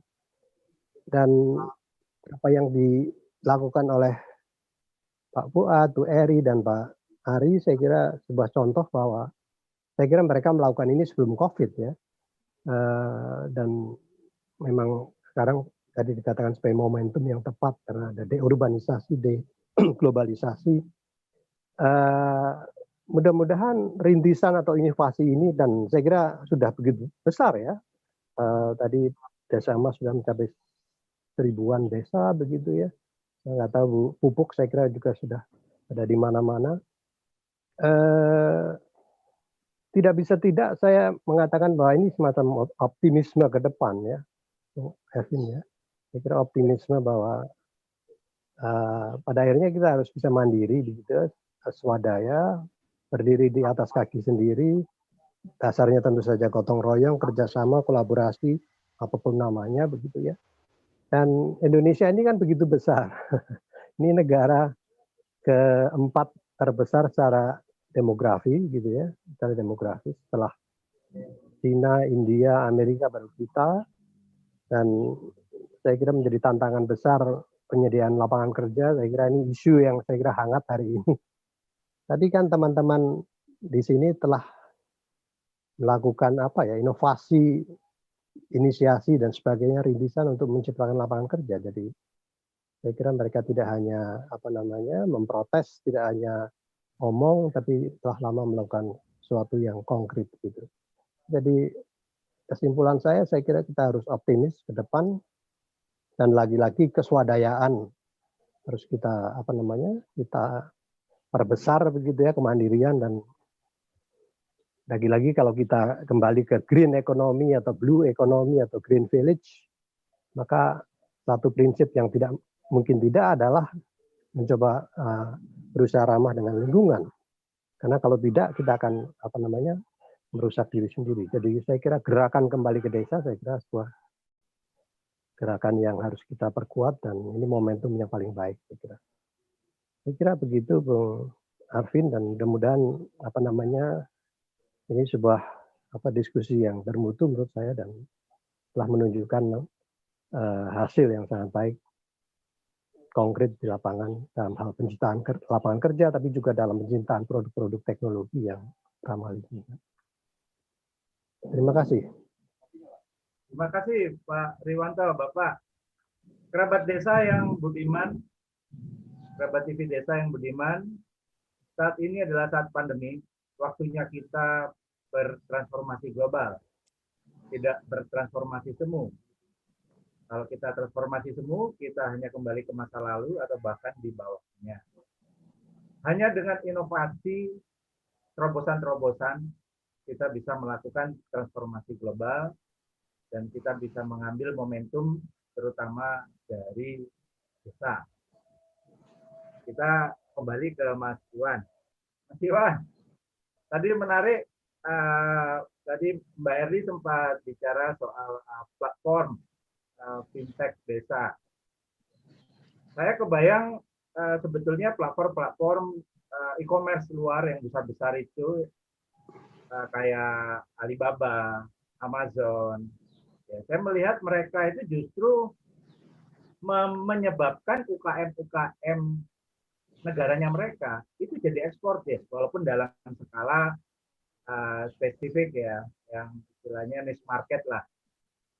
Alibaba banyak sekali, mungkin 80% adalah UKM ya, Alibaba itu. UKM negerinya. Jadi bagaimana platform e-commerce-nya mendunia, dia menyediakan fintech-nya juga, tetapi menyebabkan UKM satu China itu akhirnya mendunia, termasuk Amazon. Nah, kalau e-commerce kita sendiri kira-kira bagaimana? Ya, apakah nanti dengan perpaduan fintech ini e-commerce kita tidak jago kandang lagi, tapi bagaimana e-commerce kita yang betul-betul e-commerce dari Indonesia ya bisa mendorong terutama UKM-UKM desa untuk menjadi eksportir juga. Ya mungkin bagaimana kira-kira Mas Iwan? Apakah itu mungkin? Jadi gini Mas Arvin, dalam bahasa saya itu melawan yang besar itu ada 3 teknik. Jadi membesarkan yang kecil itu ada 3 teknik ya. Pertama itu sesuatu yang kecil akan besar ketika dia digabungkan. Jadi melawan yang besar itu ya harus bersatu. Kenapa kita selama ini kecil? Karena kita banyak sekali tuh platform-platform yang mereka mencoba untuk mengambil big data di situ. Tapi faktanya infrastrukturnya juga masih belum kuat ya. Jadi kenapa itu? Karena dorongan pemersatu ini tidak dimunculkan. Jadi memang harus ada otoritasi ya, otoriter atau otorisasi lah yang memang bisa membangun sebuah kolaborasi yang kuat sehingga bisa mengalahkan yang besar tadi. Itu pertama ya. Yang kedua, membesarkan yang kecil itu adalah dengan cara ditempel Mas dengan yang besar. Nah, tapi harus pakai alat tempel yang benar gitu. Jangan sampai cara nempelnya salah sehingga hanya ngikut aja gitu. Tapi betul-betul dia dikolaborasikan dengan strategi yang tepat. Contoh misalnya kita punya contoh komunitas yang ada di Aceh, sekarang sudah punya pabrik kopi, walaupun cara beli kopinya bertahap. Jadi ada buyback yang kita gunakan desainnya. Sama dengan Kalimantan, kita juga ada investor yang masuk besar. Tapi kemudian karena kita dampingin aspek legal bisnisnya, akhirnya mereka berhasil untuk negosiasi bahwa ini satu waktu dimiliki oleh petani masyarakat, kecuali nanti untuk industri-industri tertentu yang sudah turunan begitu. Itu misalnya. Jadi kita perlu membesarkan desa kita ini ya harus dengan mengkolaborasikan dengan yang betul-betul besar dan juga punya visi yang sama, bahwa kita saling, dunia ini kan udah saling membantu ya, nggak bisa lagi sendirian. Yang ketiga, memang kata kunci dari membesarkan yang kecil itu ya harus pakai kaca pembesar. Jadi tadi yang sudah dilakukan Pupuk, bagaimana caranya bisa mengangkat UKM-UKM ini ya terlihat besar ya tadi dengan cara promosi, publikasi, kemudian juga pendampingan dan lainnya. Saya kira strategi-strategi ini kita lakukan. Nah, di Gerakan Desa Emas sudah melihat bahwa masa depan ini memang sudah harus kita menyesuaikan dengan teknologi digital. Makanya muncullah konsep yang kita sebut sekarang platform ya, ada 7 platform yang kita siapkan, yang kita berikan kepada desa, termasuk kepemilikannya pun adalah desa gitu. Bicara tentang e-commerce-nya, bicara tentang digital payment atau pembayaran maupun pembiayaan. Jadi ada satu pembiayaan yang kita miliki juga untuk jadi fintech ya, untuk membantu UKM desa pun kita persediakan gitu. Jadi ini yang disebut kolaborasi. Mengapa kita harus menghitung itu kan harus pakai patokan ya 1 sampai dengan 0 ya. Nah, sama juga membangun komunitas juga menggunakan patokan yang disebut sebagai A sampai dengan H. Tadi kalau Ibu bilang kan ada pentahelik, kita disebut ada A-nya adalah akademisi, maka kita munculkan kampus-kampus desa emas. Jadi kampus-kampus yang sudah punya visi gerakan berdesa, gerakan membangun, gerakan entrepreneur, bahwa mahasiswanya atau siswanya itu betul-betul punya visi membangun desa dengan cara apa? Ya tadi dengan cara peta jalan yang kita siapkan. Yang kedua B-nya bisnis. Jadi kita juga perlu berkolaborasi, bersahabat dengan para pengusaha, maka muncullah komunitas yang kita ajak gandeng. Ada HIPMI, ada Khalisa Adija, kemudian ada asosiasi pengusaha pribumi Indonesia, dan beberapa komunitas kita ajak bicara tentang peta jalan, sehingga mereka pada posisi mana itu bisa bergabung gitu dengan gerakan yang kita buat gitu. Kemudian C-nya ya jelas, kita harus komunitas mana yang kita akan gandeng. Mereka-mereka kayak misalnya kita punya komunitas komunitas NU, Muhammadiyah, itu pun kita ajak gabung untuk bisa membangun desa bersama dengan peta jalan. Kata kuncinya peta jalan, Mas Arvin. Jadi kalau kita nggak punya peta jalan ya agak susah gitu. Dan seterusnya sampai ada governance, ada lembaga-lembaga sosial yang lain. Demikian Mas. Jadi intinya ya kita harus besarkan itu dengan cara teknik yang kita Ya, saya setuju bersatu padu. Ya, saya kemarin sempat dapat cerita ada UKM di Malang, juga ada di Bali, jualan tasnya laptop ya, itu jualannya di Amazon. Ya, saya kan kebayang kalau e-commerce Indonesia mewadahi puluhan ribu produk desa, kan pasti bisa menjadi e-commerce dunia. Nah, kita harapkan bersatu padu, terutama ini hari ini kita semua yang di sini.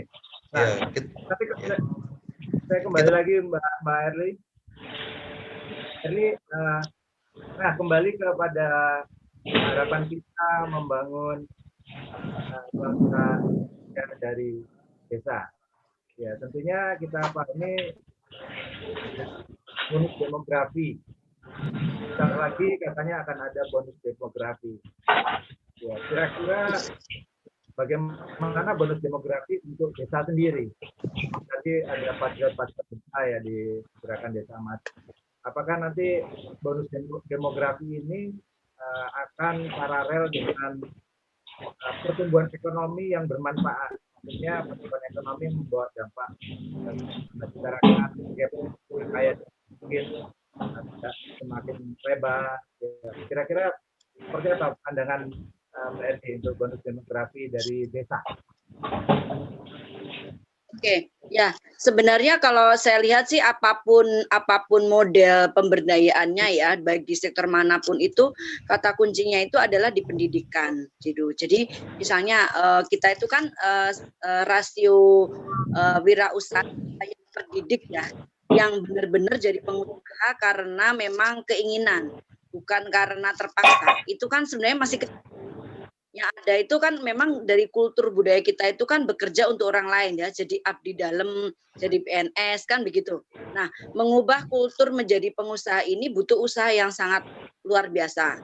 Dan itu menjadi tugas kita semua gitu ya. Pemerintah tentu harus menyediakan kurikulum yang cukup bagus agar wirausaha ini diajarkan di sekolah-sekolah gitu. Jadi tidak sekedar dari keterampilan atau sekedar ilmu manajemen gitu, enggak. Jadi memang dalam tingkah laku dan segala macam itu harus disediakan. Dan ibaratnya di tengah masyarakat dan keluarga juga harus diciptakan sebuah ekosistem agar model wirausaha punya usaha sendiri ini digalakkan gitu loh. Walaupun nanti tidak semuanya orang jadi wirausaha, tapi spirit entrepreneurship ini harus dibangun dan itu harus didukung oleh sekolah formal juga.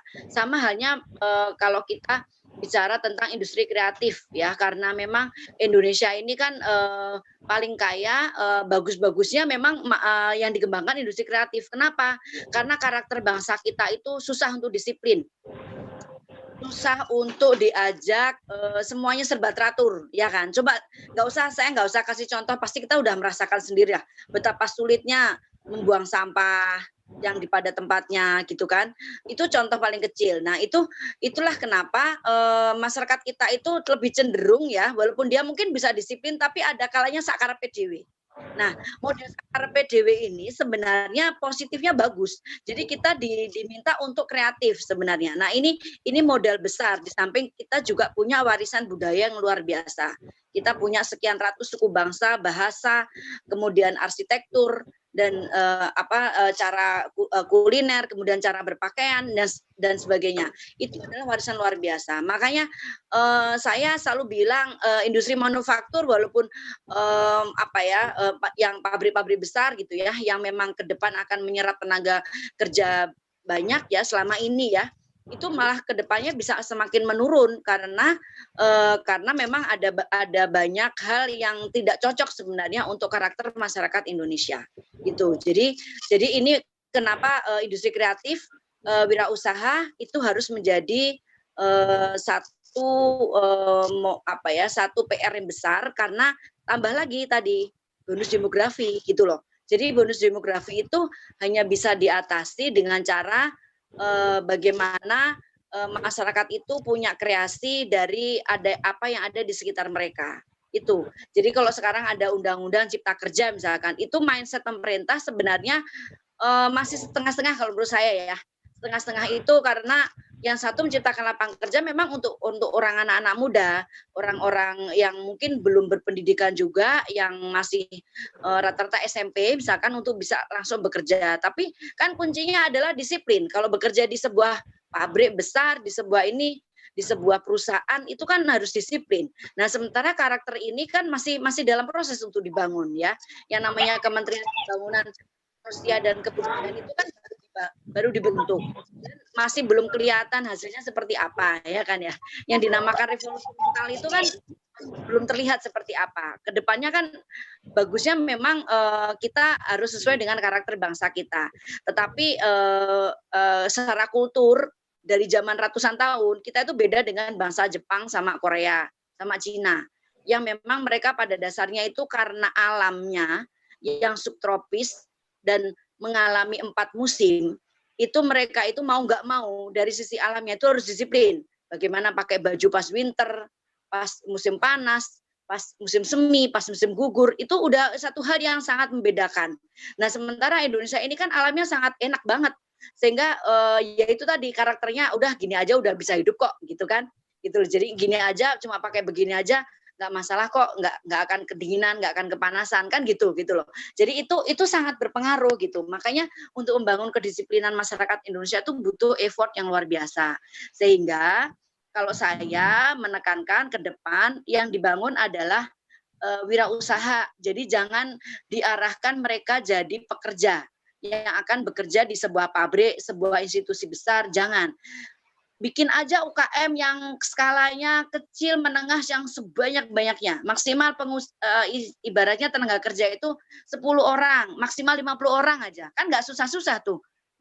ibaratnya memperkerjakan 50 orang dibanding mengatur satu pabrik yang ribuan tenaga kerja yang keinginannya berbeda-beda dan tentu kurang disiplin, misalnya begitu ya. Kalau saya sih berpikirnya gitu. Ini pendapat saya pribadi. Tapi dari sisi kelembagaan juga ini adalah pengalaman selama sekian puluh tahun kita pendampingan.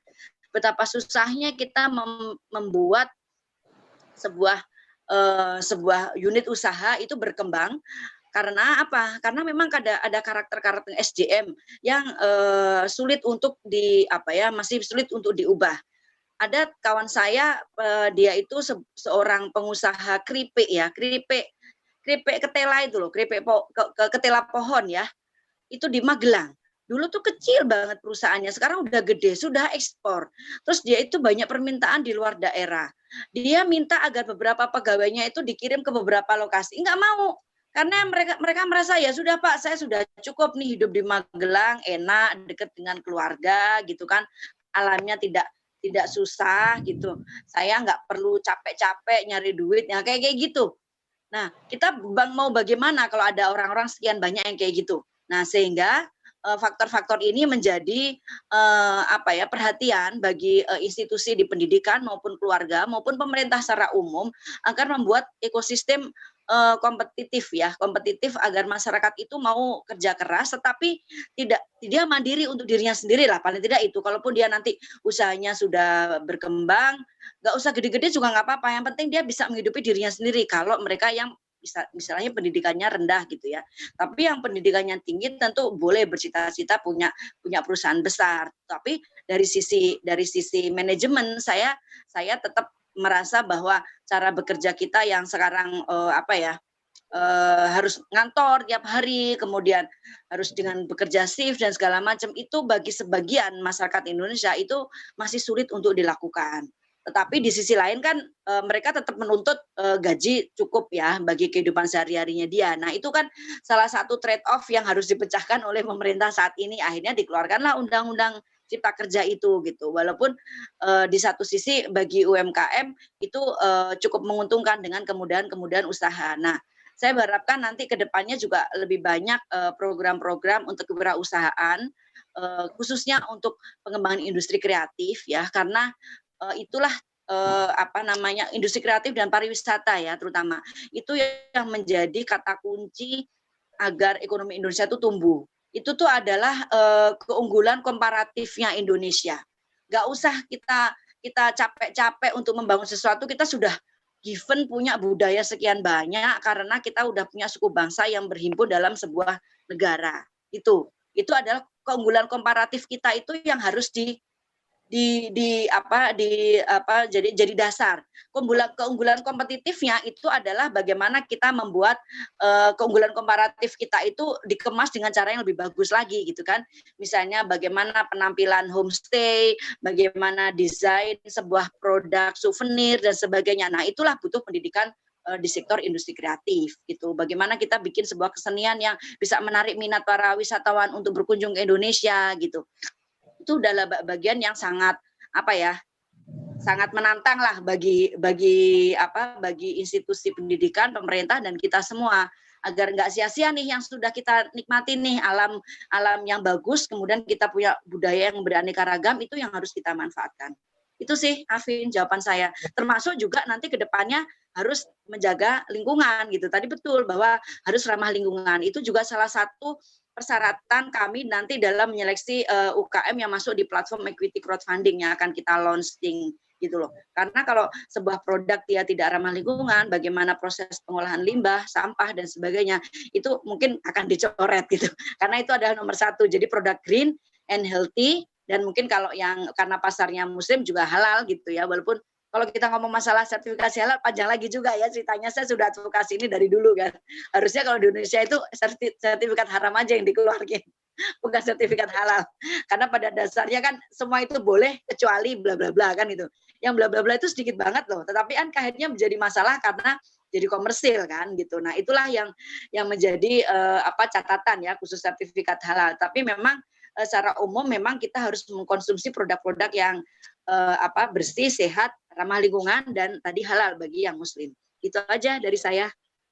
Ya, terima kasih Mbak Erli. nanti kita kembali lagi kerabat desa yang budiman. Tadi menarik Mbak Erli dari Desa Sleman menyampaikan bahwa sebetulnya desa-desa sudah memiliki keunggulan komparatif untuk menjadi fondasi utama blue economy dan green economy bangsa ini. Desa sudah memiliki semuanya, alamnya, modal kebudayaannya, basis kreativitasnya, dan juga nilai-nilai histori. Semuanya sudah dimiliki oleh desa. Jadi desa sebetulnya sangat besar, memiliki potensi menjadi klaster industri yang disampaikan Mbak Erli. Jadi untuk bonus demografi dibutuhkan yang utama adalah keberanian mengubah sistem pendidikan. Salah satunya adalah vokasi. Keterampilan yang ada di desa itu, apa sumber daya alamnya, apa sumber daya kreatifnya, mungkin cukup belajar itu saja. Tapi mereka harus membangun, misalnya didukung penuh untuk belajar itu. Nah, untuk vokasi, Pak, coba kita tanya ke Pak Ari. Tadi kita mendengar bahwa ada program-program dari Gelis untuk membangun industri UKM di desa melalui inkubasi, workshop gerobak, dan lain-lain. Kira-kira vokasi yang diberikan seperti apa, Pak Ari, supaya SDM desa ini cukup terampil menerapkan standar yang diinginkan oleh pihak Gelis? Silakan, Pak. Ya, baik. Terima kasih, Mas Arvin. Jadi sebenarnya vokasi yang akan kami berikan itu sangat mudah sekali ya.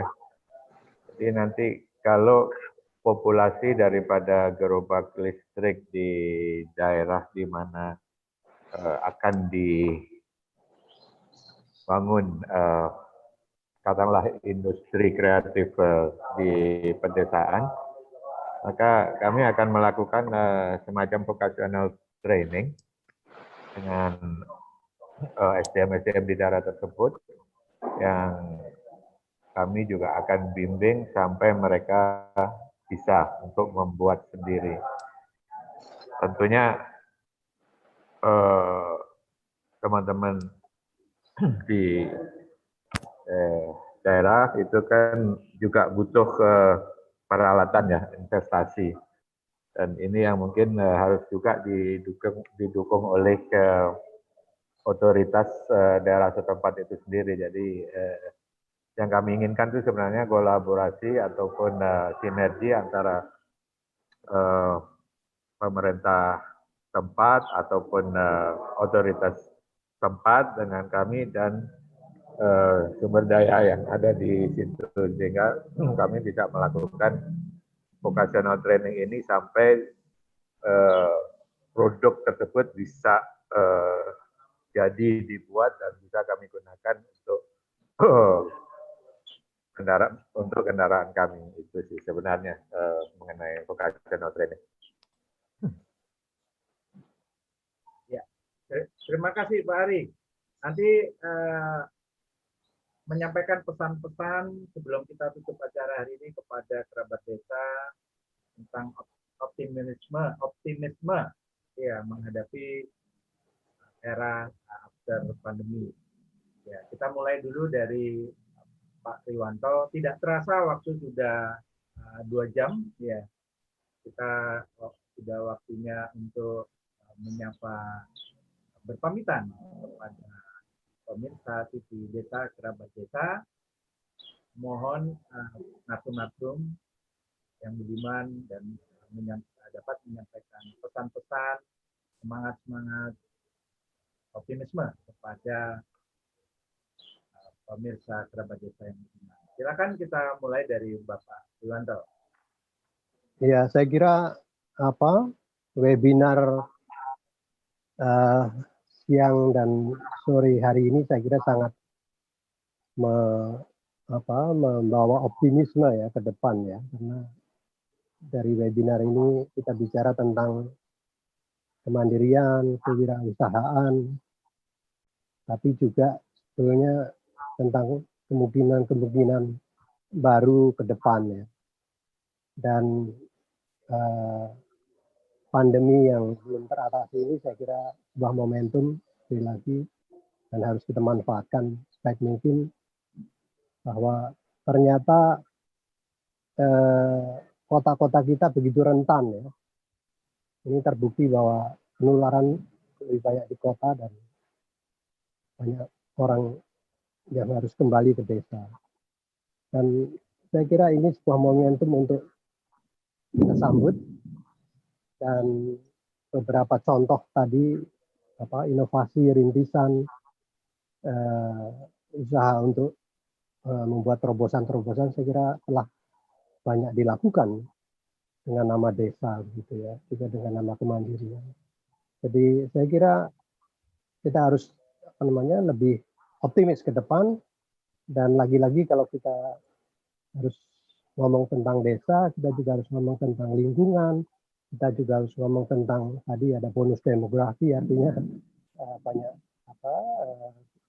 lapangan kerja yang harus kita ciptakan, tapi juga lagi-lagi kita perlu sebuah masyarakat yang adil, masyarakat yang sejahtera dan bisa menghargai toleransi satu sama lain. Saya kira itu Pak. Terima kasih. Terima kasih Bapak Triwanto, Matur Sukma bisa hadir hari ini, luar biasa. Pak Ari, silakan pesan-pesan semangat optimisme bangsa dari Pak Ari. Ya, terima kasih. Jadi menurut saya untuk melakukan gerakan baru dalam hal ini adalah ramah lingkungan yang mungkin tadi Ibu Erli sudah mengatakan yang menghasilkan produk green dan healthy itu tidak bisa dijalankan secara individual atau sendiri-sendiri. Jadi itu dibutuhkan suatu sinergi, suatu kolaborasi maupun suatu konsorsium. Kemudian yang kedua itu sosialisasi mengenai ramah lingkungan ini harus benar-benar dioptimalkan karena masyarakat Indonesia ini masih banyak yang belum aware terhadap ramah lingkungan. Itu aja dari saya. Terima kasih. Terima kasih Pak Ari. Terima kasih banyak atas kehadiran hari ini. Bu Erli, Mbak Erli silakan menyampaikan pesan-pesan kepada pemirsa TV Desa Kerabat Desa. Ya, terima kasih Mas Arvin ya. Kepada kerabat desa tentu saya harapkan mulailah sekarang untuk memanfaatkan segala sesuatu yang ada di sekitar bapak-bapak dan ibu-ibu, kawan-kawan semua. Di situ ada apa saja, karena kalau kita punya pengetahuan yang cukup, pastinya kita itu bisa mengolah apapun yang ada di sekitar kita. Itu aja dari saya, karena desa itu potensinya luar biasa, dan jangan lupa juga jaga lingkungan agar keasrian dan keindahan desa itu tetap terjaga. Walaupun tadi dibilang sama Mas Arvin, mungkin banyak juga orang yang dulunya urbanisasi balik lagi ke desa karena pandemi ya gitu ya. Nah, dengan adanya pertumbuhan penduduk dari penduduk asli desa balik lagi kampung gitu ya, tentu ini tantangan tersendiri karena akan ada misalnya perubahan area-area yang dulunya pertanian menjadi perumahan. Nah, ini butuh kebijakan yang tepat oleh perangkat desa dan pemerintah daerah ya, karena jangan sampai nanti wilayah desa itu yang awalnya adalah daerah pertanian kemudian menjadi perumahan. Itu sangat disayangkan kalau itu terjadi kan, karena pertambahan penduduk yang ada di desa. Sehingga kita harapkan nanti konsep perumahan pun bisa ada perubahan juga gitu ya. Mereka bikin perumahan yang yang tentu ramah lingkungan, menyatu dengan alam, sehingga tidak merusak keaslian yang ada di desa itu sendiri. Itu aja, terima kasih. Terima kasih Mbak Erli, luar biasa. Kita sapa dulu yang mewakili pemirsa. Nah, di sini saya mau manggil Pak Subiono Hadi Prayitno. Mohon Bapak bisa mewakili pemirsa Kerabat Desa, memberikan semangat-semangat untuk kita semua juga yang ada di sini. Silakan Bapak. Ya, selamat sore Mas Arvin sebagai host, juga para narasumber yang luar biasa. seperti yang sampaikan, sebenarnya saya berkawan dengan Mas Ari ini. Saya juga melihat beliau memproduksi sesuatu yang sangat inspiring gitu ya, terutama untuk inisiasi ramah lingkungan. Dan saya pikir kita di luar negeri banyak sekali orang berlomba-lomba semuanya menjadi ke elektrik. Kenapa kok kadang-kadang di kita sendiri itu awareness-nya kurang gitu. Tapi dari overall presentation tadi memberikan suatu wawasan yang sangat baru bagi saya dan memberikan gambaran betapa potensi yang sangat luar biasa yang kita miliki. Yang setuju sekali bahwa mungkin kita harus ada the urbanization itu tadi. Jadi bagaimana sekarang kita justru membuat roadmap yang ke arah situ, melakukan mungkin saya terpikir bagaimana melakukan manajemen data potensi daripada setiap desa, melakukan approach dari satu desa ke desa lain tentunya juga berbeda gitu untuk mencapai itu tersebut. Tapi intinya latar belakang saya sangat jauh dari masalah manajemen desa, tapi saya sendiri juga dari desa begitu ya. Jadi itulah yang sangat tertarik. Jadi ini sangat this is a really wake up call bagi saya begitu ya. Kenapa kok banyak sekali potensi yang bisa kita kembalikan ke desa. Saya di dunia aviation banyak masalah logistik juga. Kemudian juga sekarang beberapa tahun terakhir kembali ke dunia manufacturing yang mudah-mudahan juga ingin, makanya saya bergabung di sini untuk melihat kemungkinan potensi untuk berpartisipasi dengan rekan-rekan semuanya. Tujuannya satu, bagaimana menciptakan emas desa dan ramah lingkungan, kemudian juga yang tadi ya blue economy sama green economy itu tadi. Saya pikir gerakan ini harus kita dukung dan harus kita tunjang sepenuhnya. Seperti tadi adalah jangan pernah menyerah, mungkin begitu.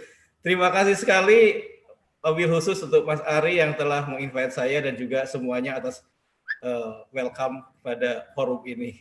Terima kasih, selamat sore. Terima kasih Pak Bapak Supriyono mewakili pemirsa Kerabat Desa. Dan closing Pak Iwan, Mas Iwan, silakan pesan-pesan memberikan semangat kepada pemirsa Senusantara. Baik, terima kasih Mas Arvin. Ya, mohon maaf saya tadi keluar sebentar. Jadi memang udah saatnya kita menjadi pahlawan yang kita siapkan ya. Dan biar bagaimanapun kita membutuhkan pahlawan baru untuk berpikir bagaimana Indonesia ini merdeka yang kedua. Karena kita yakin kita masih banyak belum merdeka dari berbagai hal.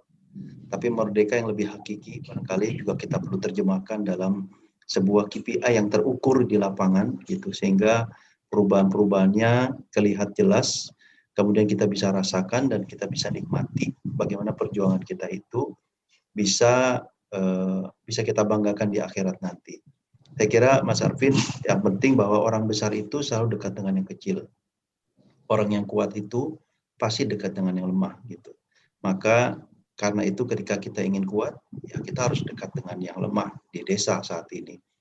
Kalau kita mau besar, maka kita harus dekat dengan yang kecil, ya desa saat ini.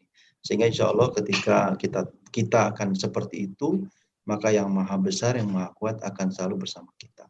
Saya kira demikian, Mas. Semoga sukses semuanya. Mohon maaf lahir batin apabila ada yang kurang berkenan. Assalamualaikum warahmatullahi wabarakatuh. Luar biasa, wejangannya luar biasa. Terima kasih Mas Iwan, luar biasa. Terima kasih seluruh narsum kerabat desa yang budiman. Kita hari ini di hari yang cerah, ya, di tempat saya cerah. Kita kehadiran narsum-narsum yang sangat kecil berbagi dengan kita. Talk with Arvin bukan menjadi acara tayang TV adu ilmu para narsum yang berujung pertengkaran. Tetapi Talk with Arvin adalah diskusi narsum-narsum yang handal, potensial, dan sangat berbagi pengetahuan kepada kita, merangkai pengetahuan dan budaya bangsa bersama-sama untuk rakyat dari desa.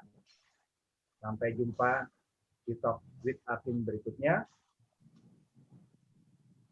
Wassalamualaikum warahmatullahi wabarakatuh. Om Santi Santi Santi Om. Salam sejahtera, salam kebajikan, namo buddhaya.